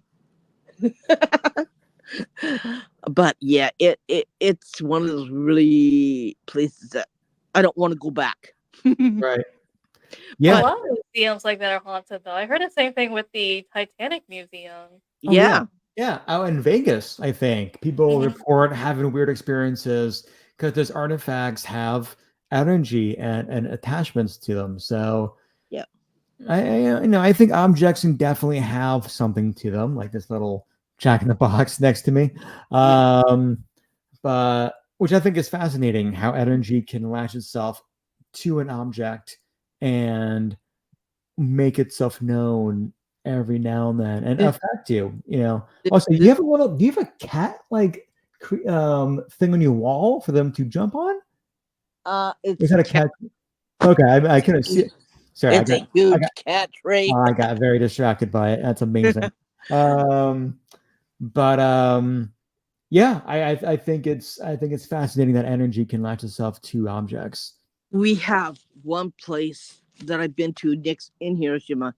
It's a little port city of Korea, and after when Americans, I think pilots, I don't know what it is, but they had a fight near the Japan Sea, and it sunk one of the biggest Japanese Yamato military ship, and they brought up objects from that ship, and I said, they made it into a friggin' museum, right? And they had uniforms. And I said, my husband, let's go here. I go, okay. What could go wrong? Yeah. So when you visit the abandoned places you do you just film, or do you also like take anything as a souvenir if things are left? No, I mean I can just go and film, take pictures. I mean the rule is you leave it the way it is. Yeah. I mean you That know, was always the unspoken rule when I started at Yeah. paranormal. But then I Yeah. find out a lot of people who do the whole urbexing thing Yeah. will yeah, take people. something from the location, and I'm just like, but why? Yeah. Yeah. No, first off, that's a whole. I mean, if you go somewhere and get caught taking something from somewhere, good luck. But if it's a piece of like debris, for example, maybe like a piece of the building, like if it's like a tile on the floor, okay, maybe that. But if it's like a typewriter, for example, don't take it, leave it. Yeah. Yeah, some people That still do that. There's someone who hung a photo in their house, and it was they found an urbex scene in an abandoned house with stuff left by. if I'm that like, place that's if that place disrespectful. was going to be demolished the next day, for example, I can see that being justified a little bit. It's still there though. It's But just yeah, if it's there, it belongs to that house or building or whatever it is, just leave it there. I mean, it's no, just go in, film, take pictures, and get out. And I don't like just people trash it either. They oh, like to trash places like that. And I think it's just a shame, part of the reason why I like going to abandoned places so much is that I mean I like old abandoned houses. That's my favorite Yeah. thing. Old farmhouses and so forth. usually Because better there's built.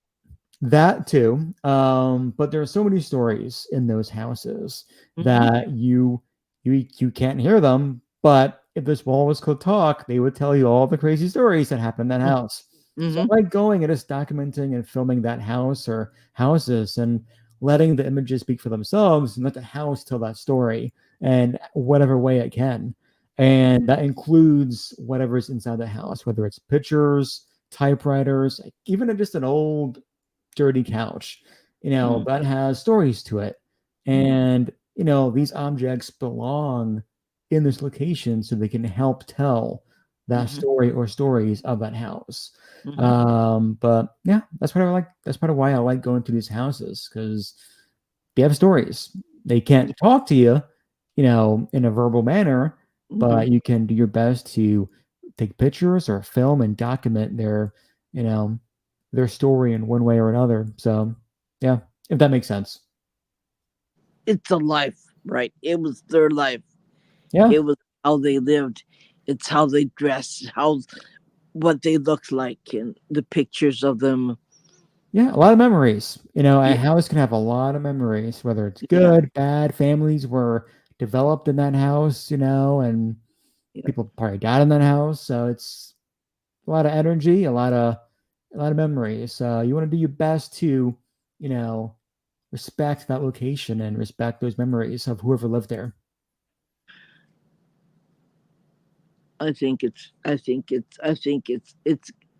nice to go in there, nice to be respectful. Don't trash it. No, You know, you want to trash it if someone's still living in it. no, Go in no. there, just respect it, and you Yeah. know, just say thank you and get on out of there. Say thank you to People the ask, ghosts who's still there, and that's that. Yeah. people ask me why I don't do the urbex scene here in Japan. I'm like, well, unlike America, where if you're caught, usually, depending on how many times you've been caught, obviously, usually you get a ticket and a fine to pay. Here in Japan, it starts off at 3 years in jail. Yeah. Well, don't get caught. That's why it's like I'm not gonna risk anything because I was like, I don't want to spend my time here in jail. That's crazy. I mean, yeah, that's Jail is different here than America, where it's I'm- much colder, it's darker, it's stricter. Like you have to kind of more remain quiet. Like when they do the quick showers, you have to have your eyes facing forward. You can't even look to the side for a second, or they're gonna hit you. right. Yeah. And if you heard something, don't look over just because the fact is they're gonna hit you. They Yeah. also only serve fermented fish. So Right. I was like, yeah, I'm good. I'm not gonna do anything to risk going to jail. That does not sound like fun. No. No, I wouldn't recommend Japanese jail. I don't know. I mean, I probably don't recommend jail at all. But I wouldn't want to I get can caught. just see Irene continue to do Spooky Japan podcast, but it's when she can do the conjugal visits with me, and you're like, we're here. Hopefully, you can hear Amanda. She's behind this glass. Somehow, I feel like Irene will be the one in jail for trespassing. I don't know. I can just see that right now with her and her just a jail cat in her arms hanging out. Hey, it's me, Irene, live from jail with my cat. Just hanging out. And this jail is haunted as hell. So You see, I'm more open. I'm more outspoken. I even said something to immigration that they won't even write back to me anymore. They let it go. there we go. See, I she's gonna wrote be the it one in who's English, and half of them don't understand it. So they said, "Okay, we'll let you go. We'll let it go. We're not going to talk about it anymore." Oh boy. Yeah. Imagine what you said for that. Like, you know what? We're done with this conversation. We're good. We're just gonna delete your conversations and act like this never happened. We know nothing. I'm not like that. I actually, they're afraid. They said, "Guys, do you want this written in English? Do you want this written in Japanese? Or do you want me to do it?" And they said, whatever you want." They go, "Okay, I'll do it whatever I want." Okay. like whatever, Yeah, because I'm kind of like more outspoken, and they're kind of like men. Men in Japan are kind of scared because if you're a woman, if you're outspoken, they run away. Yeah. On that note, besides Irene, Japanese people, most people in Japan are not very confrontational. And I say besides Irene and maybe some other people, Irene obviously will. She does not care. I feel like Irene would pick a fight with anyone. I feel like you. I can picture it now. Yeah, she's over in the temple when it looks like someone is disrespecting other people might give them dirty looks. Then you have Irene, hey, no, don't do that. Leave. Yeah. Do that out there. I've done that before. Yeah, that's what I'm saying. That's what I'm telling the story. She was saying that she's like, because I guess in temples, think of it as church, and someone is drinking a beverage. She's like, no, you don't do that in here. You do that out there. So I'm thirsty. Yeah. I don't care. You do that out there. Yeah. Deal with your thirst out there. Yeah. It's like when you go to church, you don't drink or you don't eat anything, right? In church, right? Mm-hmm. It's the same thing, Right. And if it's not me, some other woman will say that. I had a friend once who was forced to go to jail.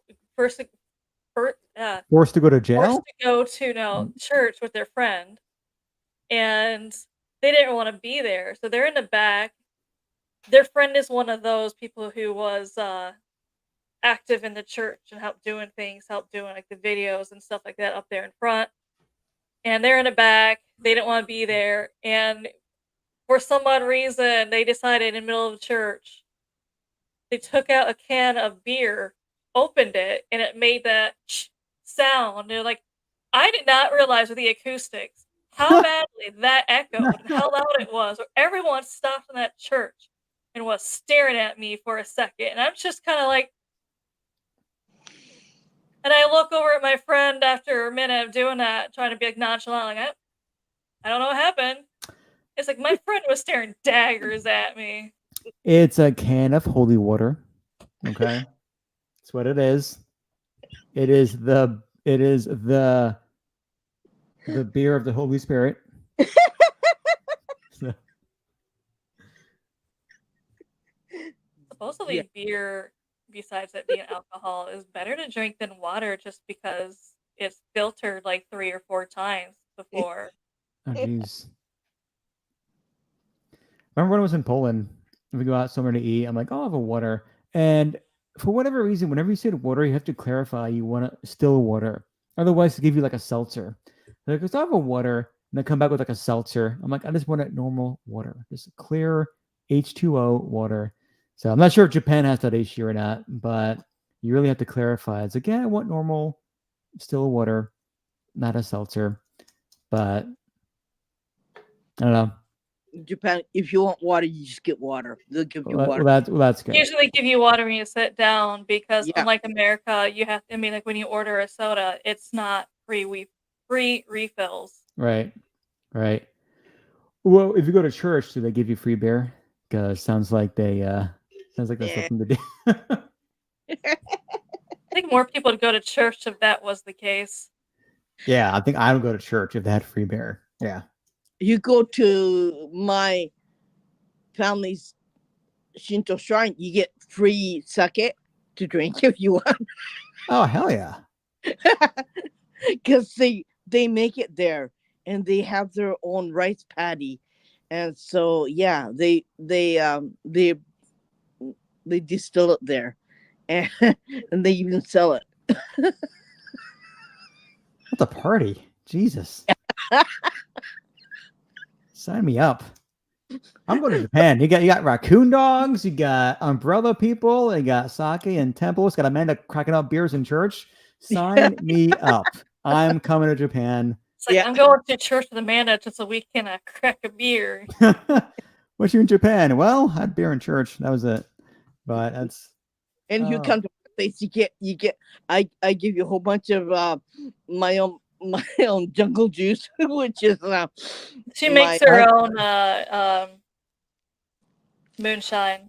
Yeah, that's why am I not surprised by this at all? I'm not sure if I trust your moonshine. I probably go. Good. I would have one sip and go blind. I know it. No. You'll be okay. I wake up in a volcano. It's only 35%. Godzilla. Okay. I'd be like, I am Godzilla. Like, no, Lawrence, you're just drunk off Irene's moonshine. It's only made with the cherry blossom tree fruit that comes after the cherry blossom, after the flower goes away. The fruit, and then you pick the fruit. And it's really good. I'm sure it's delicious and extremely dangerous. Cherry blossoms, when they bloom here, only last like a week. Yeah. Oh, wow. That's it? Yeah, well, usually like the petals fall or something. They last usually, once they bloom, it's only like a week usually when they're left. That's also why people get upset when they see people for like the videos of their photos shaking the tree branches to make them fall more. And that's why people get so upset with that. They're just like, you're just ruining it for everyone. They don't last long as it is. Yeah. And I just pick the flowers from the tree because they have a really sweet nectar, and we use it to make cakes and stuff like that. So that's why I'm picking the flowers. And I dry them out, and then I freeze it, and afterwards I make a cake out of it. Oh, it's really good. That sounds good. That sounds pretty good. Oh man. We also here, one of the oldest cryptids here is more in Edo, Tokyo. Back then was it's called a kappa, which basically it looks like it's the size of a man, but the skin looks like a lizard, and it has like a turtle shell back. But on the top of their head, it looks like a bull. Oh, what is it called? The kappa. Kappa. Okay, I think I found it. They live in fresh water in the mountains in Japan. In Mhm. fact, they're supposed to still exist even to this day. There is a temple, and I told Irene when I visit Oh, Tokyo, I have to see this temple. There is a temple there that still has like a mummified arm of a Mhm. what? kappa. Oh, what? It's a real thing? The Yeah. Yeah, like there's a mummified arm of one in a temple there in the older part of Tokyo. And I told Irene, whenever I go to Tokyo, I have to see this thing. Yeah. I feel like Yeah. there's a temple somewhere that has a haunted doll in it. It was There like a is. temple. It's, The There's name is it's, in, escaping me, but I it's can't. in Hokkaido. Her name is Akiku, Yeah. and she is so bizarre just because of the fact is so how she became her is they named her after the girl who had her. She was purchased by a 17-year-old boy. It never said where he purchased her. Not really important. But he gave it to his 2-year-old sister as a gift. She, of course, treated this doll as her best friend and never parted with it. Right. Well, unfortunately, his younger sister became sick. I've heard 2 different stories of yellow fever or malaria. I think Irene said malaria makes the most sense. Yeah, because mosquitoes here has a virus, and you get really sick. And back then, you could die. And Mhm. even if you have fever, they had a lot of kids that died of fever back then. And we're talking about Victorian era. Yeah. Mhm.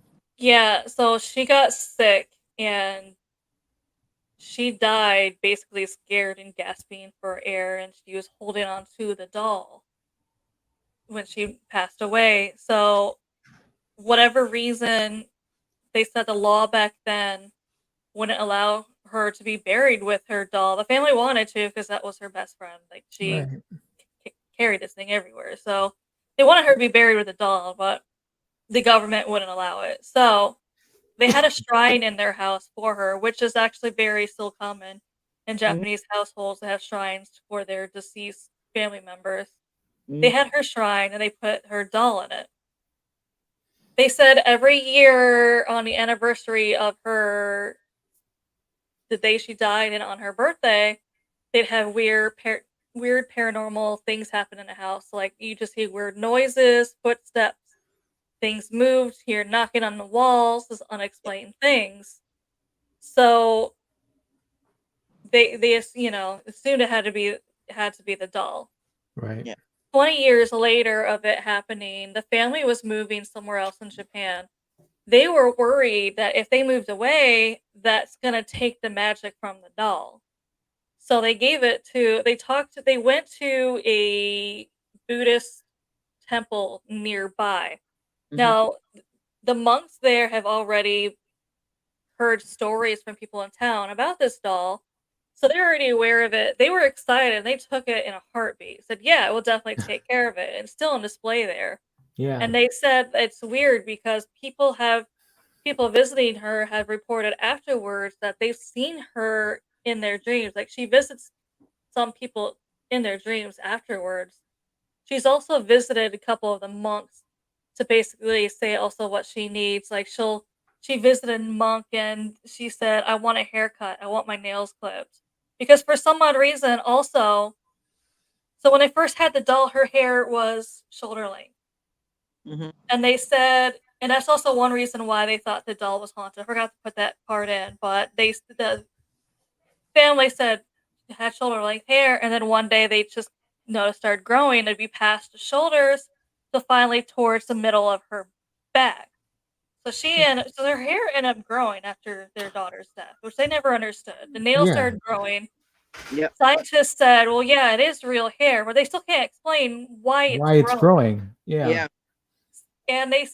So she's telling the monks, "Yeah, clip my hair, clip my nails." And recently, we're hearing reports that the mouth is porcelain, the gums are porcelain, but they said for some odd reason her mouth is starting to out of nowhere slowly open, and they're seeing what looks like they're looking at they're looking inside. They're not seeing anything at first, But they said what's weird is now they're starting to see, with her mouth opening, they're also starting to see what looks like baby teeth coming through the gums.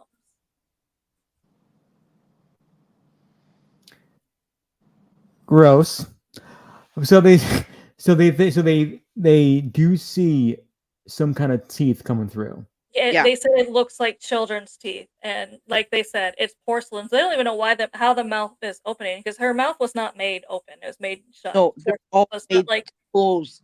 They have a small mouth, a little bit of red color on the lips, and it's closed, and it's painted, but it's never opened.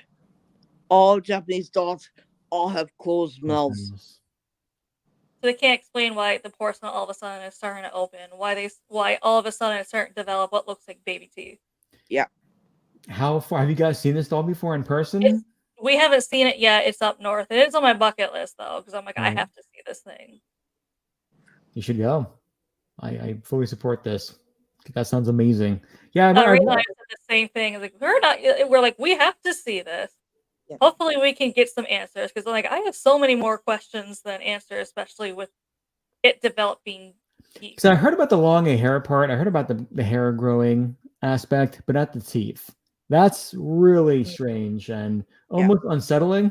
I think it's more news over here. They're not really getting out. There's some places, some sources when I looked into it had it, and there's only a couple of photos I've seen where the mouth was still slightly opened. Right.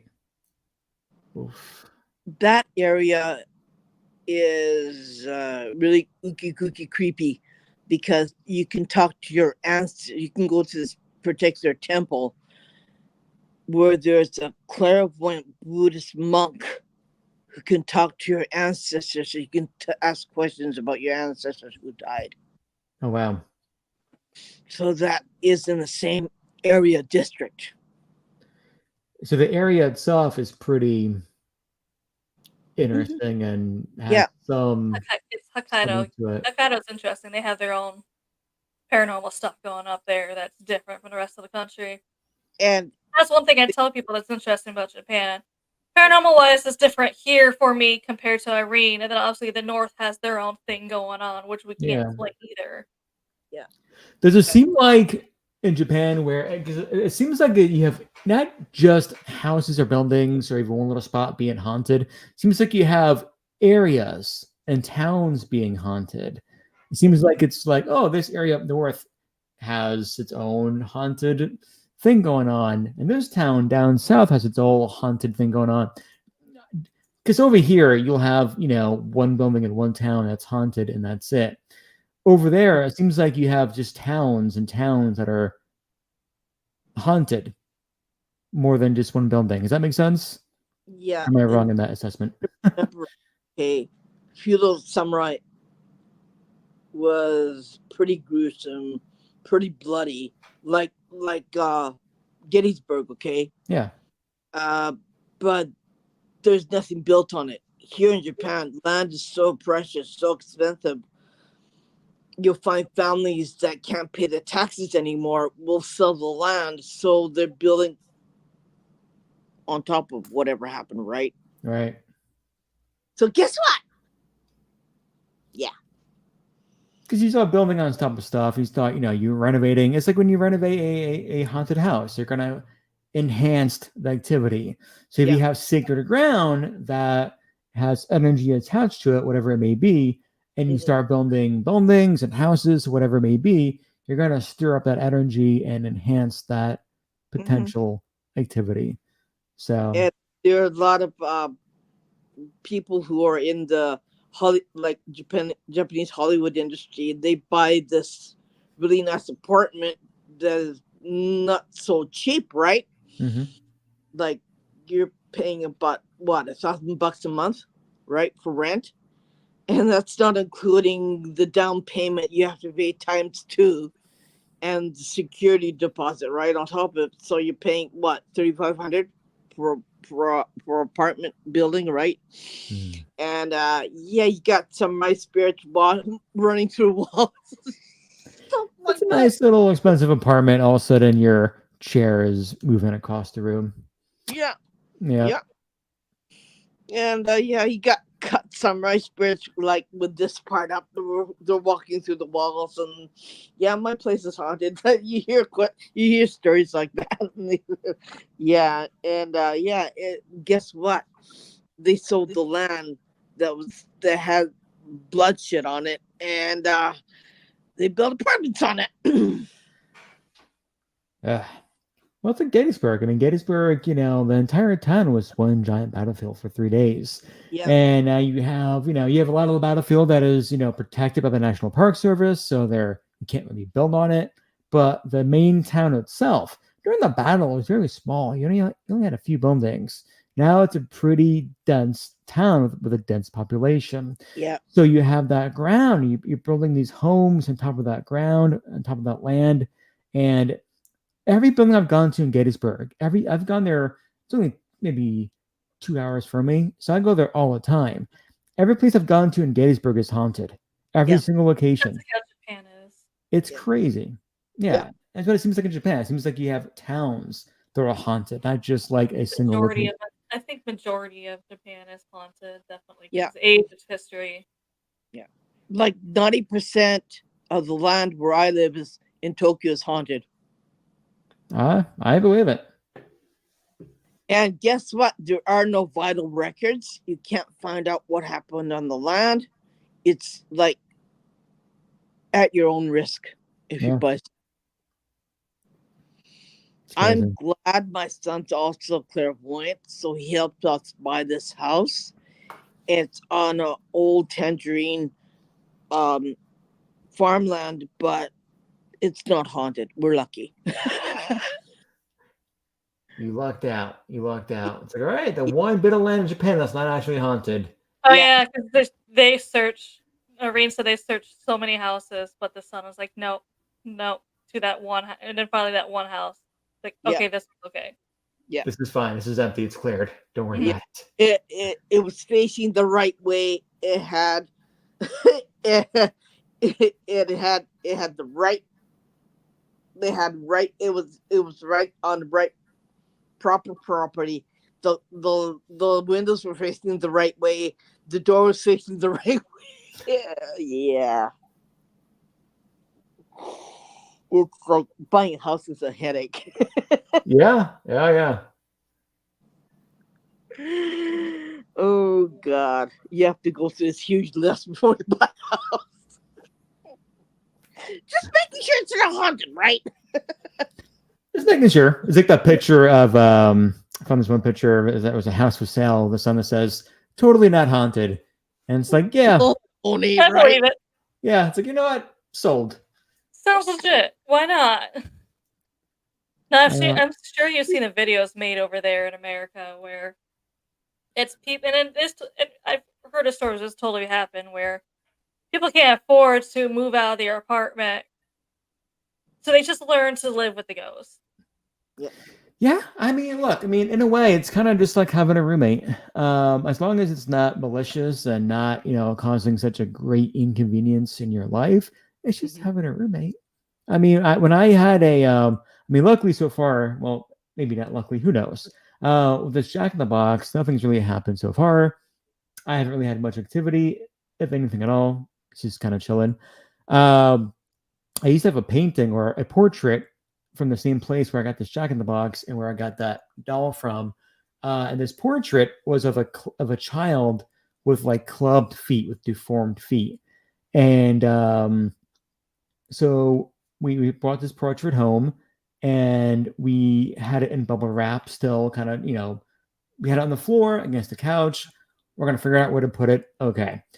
We're walking down the hallway to my bedroom and we're having a conversation, me and my former roommate. And she goes to the bedroom. I go into the laundry room and she's still talking. And I'm like, why is she still talking? I can't hear what she's saying because I'm in a different room.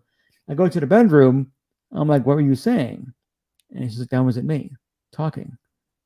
I'm like, oh, there's a woman's voice that was just talking and it wasn't you. Okay. And another night, I used to work overnights. And when I was at work, maybe around midnight, 1 o'clock in the morning, she was still awake in the bedroom doing a puzzle with the cat. The cat was sleeping. and she heard like a thud against the wall. At this point, the portrait of the child, which was haunted, was already hanging up in the hallway. She hears a thud in the hallway against the wall and a dragging sound, as if something slammed against the wall and dragged. And she takes and it was so loud the cat woke up to it. And she was recording it on her phone afterwards, and she was like, "Oh, what was that?" And I'm talking to the cat, and she asks, "What was that?" And in the video, right after she asks, "What was that?" you can hear a whisper asking, "What was that?" right after her. Wow. So, and there were some weird things that happened here and there with that portrait, but it was like having it was like having a roommate essentially. I didn't experience too much. I think she mostly experienced it. But we weren't too bothered by it. It was a little creepy sometimes, but now the portrait's gone, it's whatever. But yeah, I think as long as it's not causing a great inconvenience and it's not aggressive or violent or getting into bed with you at night to wake you up. It's I don't know. I don't see a home haunting being that negative. I think it all depends on the spirit. It all depends on the entity. So, and it depends how you approach it. So, I don't know. Obviously every situation is different. Every spirit is different. But I don't know. This is my long rambling of nothing when it comes to that. But you definitely gotta be careful with some of them, because it just depends on what their intentions were, but also how they died. Just because, like as we say, how you were in life is how you are in death. So with me, I don't. So everyone always throws a demon card out, and I don't believe in demons, but I strongly believe if you were an asshole when you're alive, you're going to be an asshole when you're dead. And I think there's definitely negative energy out there, and there's definitely going to be aggressive and malicious spirits out there who are going to cause harm and great amounts of bad luck because they were not very nice and when they're alive.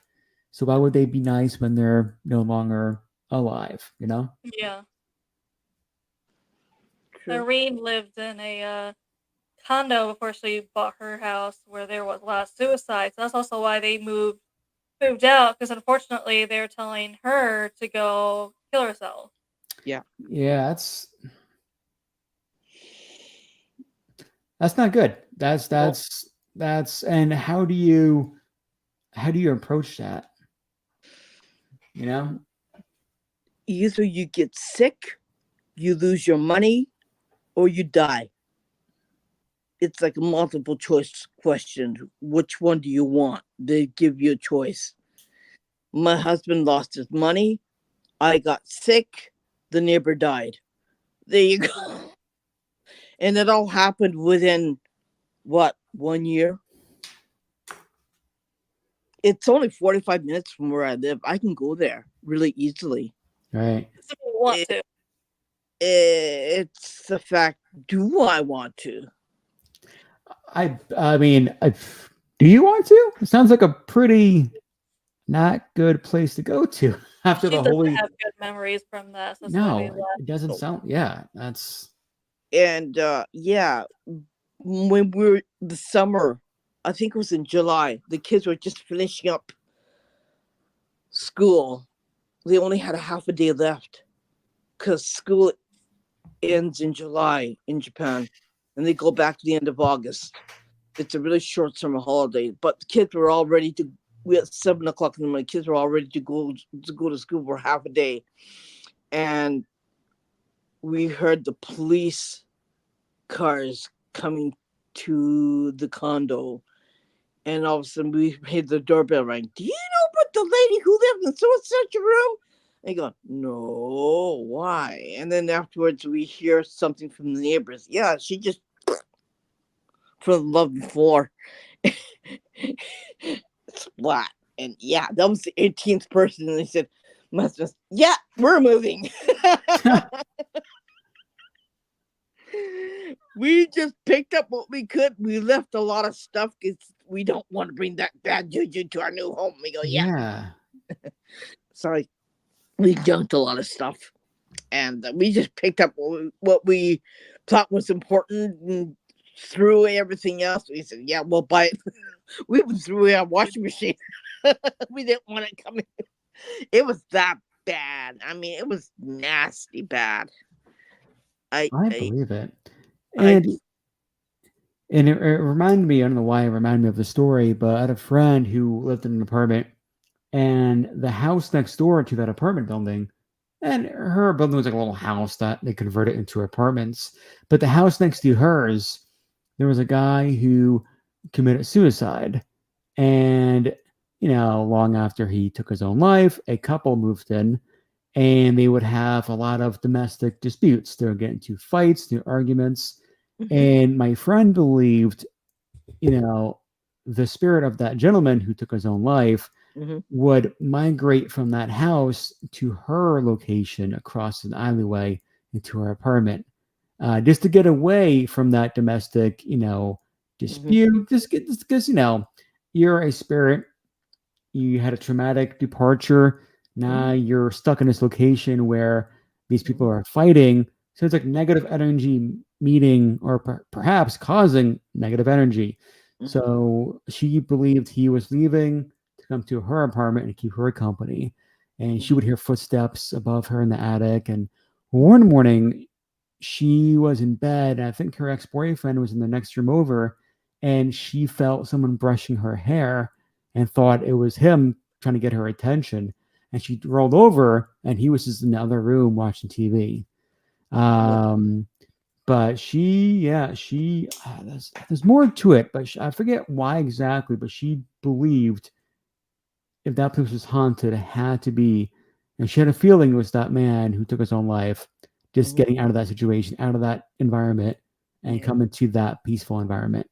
So it's just, you think that you're safe, but you're not. Yeah, I mean, spirits are going to migrate. I mean, Gettysburg, people believe that, spirits go from one location to another. They go, guess it's a small town. It still is. And during the battle, what, 8 buildings, 8 houses, everyone knew each other. And maybe more than 8 houses, but everyone knew each other essentially. And now, you're going to have these spirits who are going to go from one location to another. Perhaps there's spirits that know each other. So I don't know. I think migrating spirits are always fascinating, always interesting. But it's things happen. Things go bump in the night, right? Yeah. And we'll see if this Jack in the Box is bumping a night. We'll see. This I should really get this thing away from me. But I don't know. Have you had any interesting experiences in Gettysburg? Oh, all the time. I've done a lot of videos in Gettysburg because it's just such a haunted place, and you have a never-ending supply of locations to investigate and to film at. But one of my favorite experiences was back in the early winter of 2021. My friend Michelle, who was the one experiencing the spirit touching my hair and so forth, I took her to Gettysburg. And that was my 3rd or 4th time there. And we were staying at this bed and breakfast called the Farnsworth House Inn. It was a sharpshooter's nest and a field hospital during the Battle of Gettysburg. It's a beautiful brick house. And when we went there, it was me, her, and this older couple in the next room over. And when they spoke, you can kind of hear the muffling a little bit. They weren't too distracting. But we were investigating, and long story short, there are about 16 spirits who haunt that house. They believe a young boy named Jeremy is one of the spirits. Now, in every room, in the vanity and the dressers, there are toys, and you can use these toys to play with Jeremy. And she took the toys out of a dresser, brought them down the hallway for about 10 minutes, came back, I'm like, did anything happen? She goes, no. She put the toys back in the drawer in the dresser, okay? Got onto bed with me. All of a sudden, we hear a whoosh, and we look over, and the drawer in the dresser is wide open, as if someone opened up that dresser. She closed it. I saw her close it, and we heard it open back up. Later that night, there was a clawfoot tub in the bathroom, an old, beautiful bathtub. And she goes, I'm going to take a bath. I said, okay. Crazy, but okay. So she's taking a bath in the clawfoot tub in the darkness with lights off. I'm in the room hanging out, going through my footage, doing whatever. And I hear a woman, humming like from the bathroom, thinking it's her. She goes, Lawrence, was that you? No. Do I sound like a woman who hums in the night? So this humming happened 3 feet in front of her in the bathroom. So she lost her shit. I was really excited. And we just had some weird things happen that night. It was a strange, strange night. We went there on Valentine's Day, a few of us, with the whole place to ourselves. It's my birthday, by the way. But we were on Valentine's Day. And the same place, same bed and breakfast, with the whole place to ourselves. There was really nobody else there. We're investigating on the staircase, going up to the attic where the snipers were, okay? And we have some motion ball activity, some REM pod activity, and we hear a disembodied voice. It's a woman going, watch. And it's loud as hell. Luckily, one of us was recording, so we have it on video. And I'll show it to you. I'm sure you can hear it through my phone. But it was a very, very loud, and we all heard it in real time. Let me see here. Okay, ready? Go ahead. Yeah. So you can hear that watch. And we heard that in real time. And it was bananas. And we did one EVP session. The great thing about that place is you get a few of you, maybe 6 of you, and you each book a room. If all the rooms occupied, you can investigate each room. And we're in the one room investigating during an EVP session. And we're introducing ourselves. And, I'm saying, I'm Lawrence. I'm a Yankee. I'm a Northerner. And during the playback of the recording, you hear me talking. And you can hear someone say, you're a traitor. That's who. And that room we were in was an open porch during the battle used by the Southerners, by the Confederate troops. Well, so that helped. Yeah, You said the wrong thing. I said the right thing, but it depends how you look at it. Yeah. But it's that place is extremely active. That building is, I think that's the most active building I've ever been in. I've been there maybe 12 times now, and it's crazy. But that whole town itself is so active, and it's so interesting because a lot of the activity I don't even think has to do with the Civil War or the Battle of Gettysburg. There's a lot of it. A lot of spirits there who are just, non-soldiers, like that building, the Farnsworth House. There's a spirit of a young boy. There's a midwife who's known to kind of tuck you in at night. There's a lot going on in that building. There's a lot going on in that town. There's the orphanage. We have young boys, young children, young orphans who, were mistreated so poorly by this woman named Rosa Carmichael. And she haunts that building. The young children, they haunt that building. And a friend of mine believes, a lot of the activity in Gettysburg goes way back even before the Battle of Gettysburg. He thinks a lot of it is Native American. So there's a lot going on there. And, that I think that town itself has some weird magnetic pull to it where it just enhanced activity, enhanced energy. And I think a lot of haunted places are like that. I'm sure traumatic events have a part in it, but I think a, quote unquote haunted location already has something to it that's going to enhance it. Maybe the veil is thinner, as they say. Who knows? But I think a lot of places already have something else attached to that land. And you might have a traumatic event that takes place there that kind of brings out even more, if that makes sense. That's true. I've heard of stories from people who worked in a building that was used like as a hospital during the time.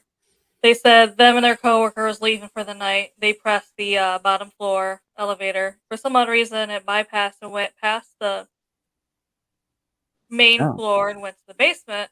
And they said the doors open, and all of a sudden, what they saw, it looked like they were brought back in time, where they. That was in Gettysburg. Yeah. Yep. Where they actually they were terrified, hanging on to each other because what they saw was like it being used as a hospital. Like Yep. no one paid any attention, so they didn't. They said they still don't know if people were aware of them or not there because they said no one paid attention to us, but one soldier looked like he was staring at us, but he wasn't really reacting. So we're like, we're not sure if he's like staring in this direction for just staring. Yeah. Or we don't know if they were aware of us either. Like we saw them, we don't know. Did they see us?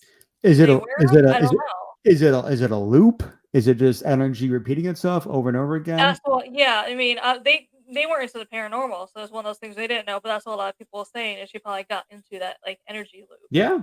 That's why they weren't really paying attention to you. And that's a very famous. There's other people said they were walking around one of the battlegrounds there, and they saw someone walking around in the Confederate uniform. They thought it was like a reenactor who works there. So the whole entire family ran over. They got a picture with him. And they said it's weird. So when we saw him there, everyone saw him. But when he got the picture back, he wasn't in it. Huh. And there's a space where you could see where there could have been like a person. Yeah. Like a little space between some people. And they're like, yeah, he was standing there. And we got a picture with him. But we got the just back in the time where they didn't have like a digital camera. They had the Polaroids. They got it developed. They're just like he wasn't in it. I love that. There was a story. I mean, that's a very common occurrence in Gettysburg. I mean, there was this one story of this. I think it was the 1950s, where this Pennsylvania senator or state rep, some state official, went to Gettysburg for a trip and saw what he thought were reenactors. It was like a marching band almost. Soldiers coming out of the woods, go back into the woods, and he went to the park ranger office and was like, "Hey, the reenactors were really, really good at what they do." And they're like, "We don't have any reenactors on the fields today. There's no one out there." And he's like, "Oh, shit." But that's a very common occurrence. People, they think they experience reenactors out on the fields, but it turns out to be phantom troops or phantom soldiers. People report, phantom cannon fire, gunfire in the woods, or even phantom lights to the woods. I mean, my friends and I, there's maybe three of us in the one triangular field, and maybe it was like close to 10 o'clock at night. And down in the woods, we just see this light, this ball light, that's kind of floating through the woods. And I'm like, it has to be a flashlight, but it wasn't really waving around. And I'm a pretty skeptical person for the most part. So I'm like, I'm sure it's a flashlight. It's got to be someone down there. But it just kind of just floated and then disappeared out of nowhere. And then we heard a whistle. It was like a signal. It was like down maybe 50 feet in front of us, and there was no one there. So I don't know. Gettysburg is a fascinating place. There's a lot going on there, and it's just it's an extremely active area. And like I said, I mean, I go there all the time. This is one place called the Gettysburg Museum of History, and it's a very small place. It's a hole in the wall, and you go in there and they have everything. They have a partially melted clock from Hiroshima, from the blast of Hiroshima. They got trophy skulls. They got a shirt that belonged to Hitler. They have Saddam Hussein's dishware. A lot of random shit. And they have a rifle that belonged to a U.S. soldier they found off the beach of Normandy in the water. And the rifle is covered in coral. which that rifle belonged to someone who didn't make it, obviously, because that rifle was found without its owner. But that place alone is such a heavy feeling walking in there. And there's something lingering around in that place. But Gettysburg itself, it's just filled with gems. And it's just, I don't know, it's a remarkable place. So whoever's watching this, if you come to Gettysburg, go there. That place is, it's life changing in a lot of ways. I hope one day someone goes to one of these places and they're just like telling people, yeah, I heard it on Spooky Japan podcast, and you're like, why are you talking about this in Japan? Yeah, Spooky Japan podcast sent me here. Who knows? Could happen. You never know. True. Reach out and it's just like, what?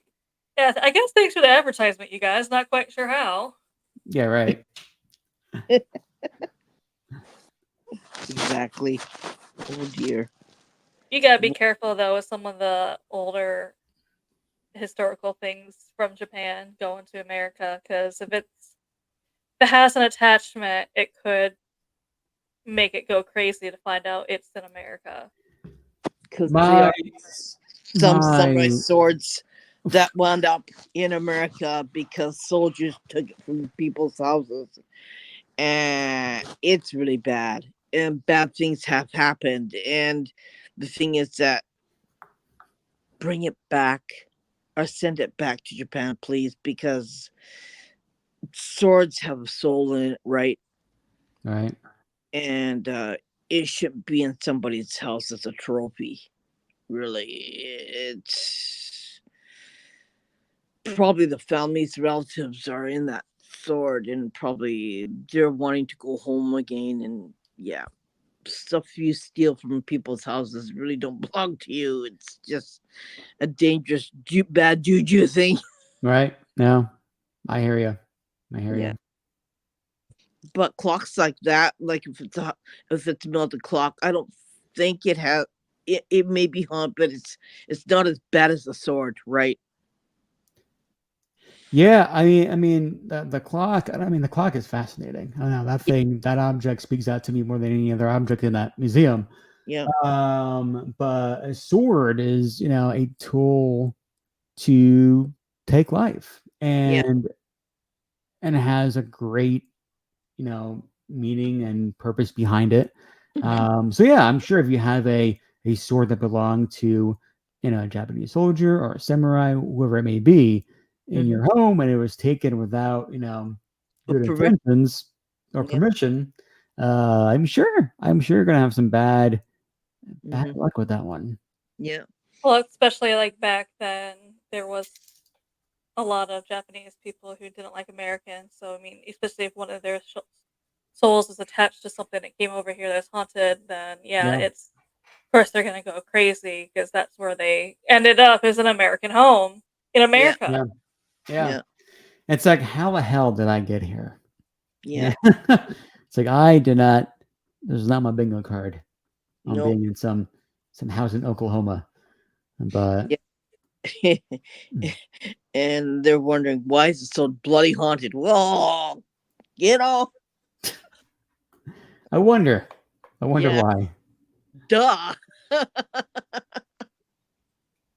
Oh man.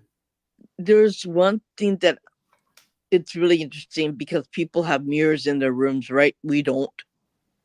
Amanda doesn't either. There's only one. Well, yeah, there's gonna be usually Japanese houses, and hotels. There's not even decorative. You can't even buy a decorative mirror, and that's because the only place they have mirrors is basically where, like, in a bathroom or wherever you brush your teeth. Or wherever you take a bath.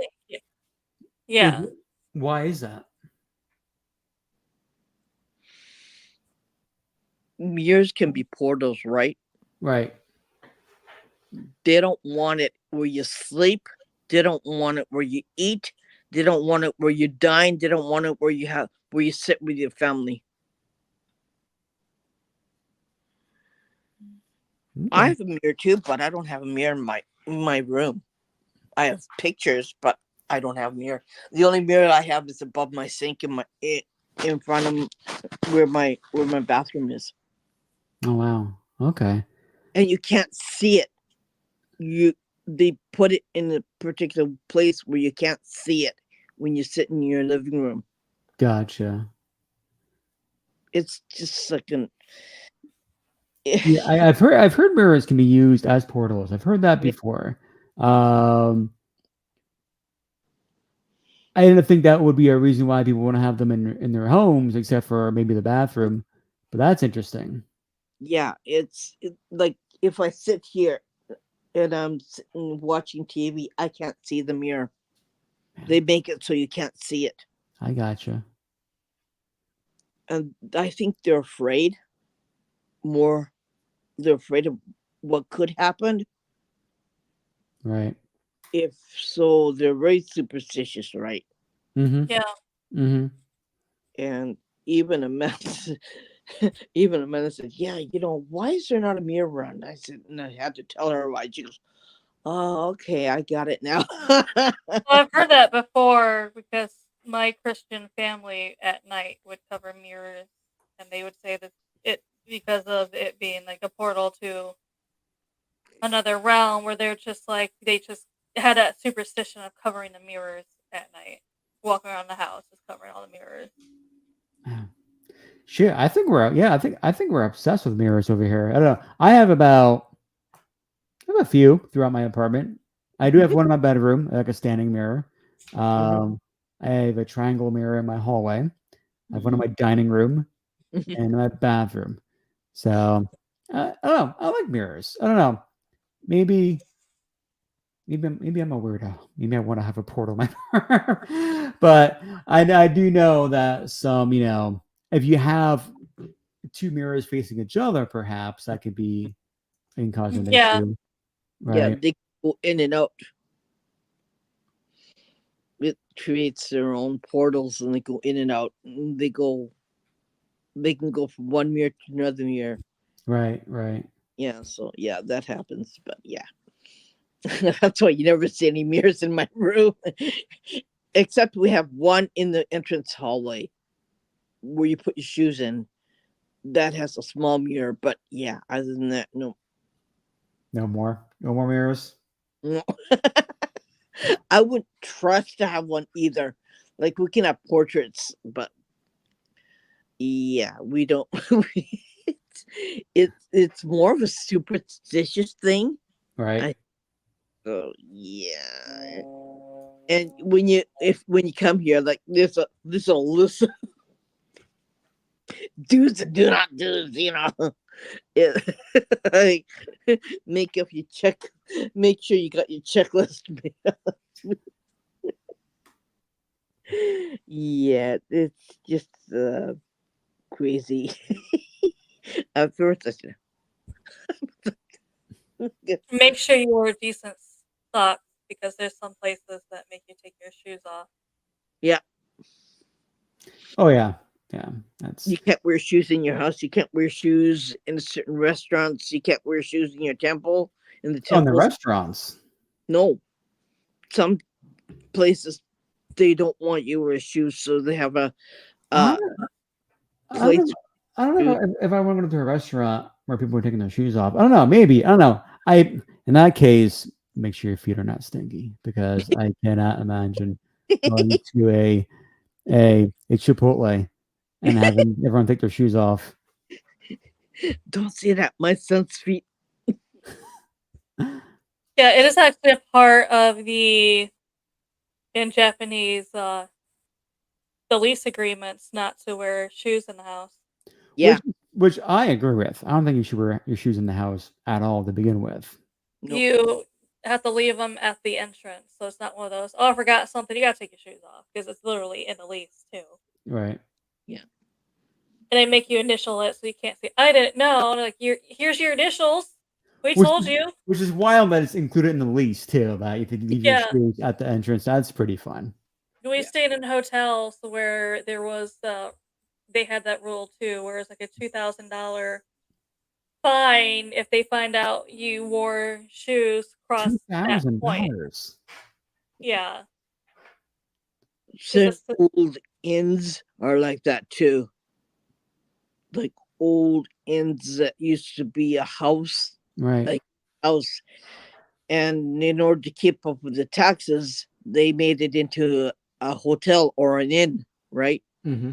So you'd have to take your shoes off when you go there, put it in this particular box, or they have a key.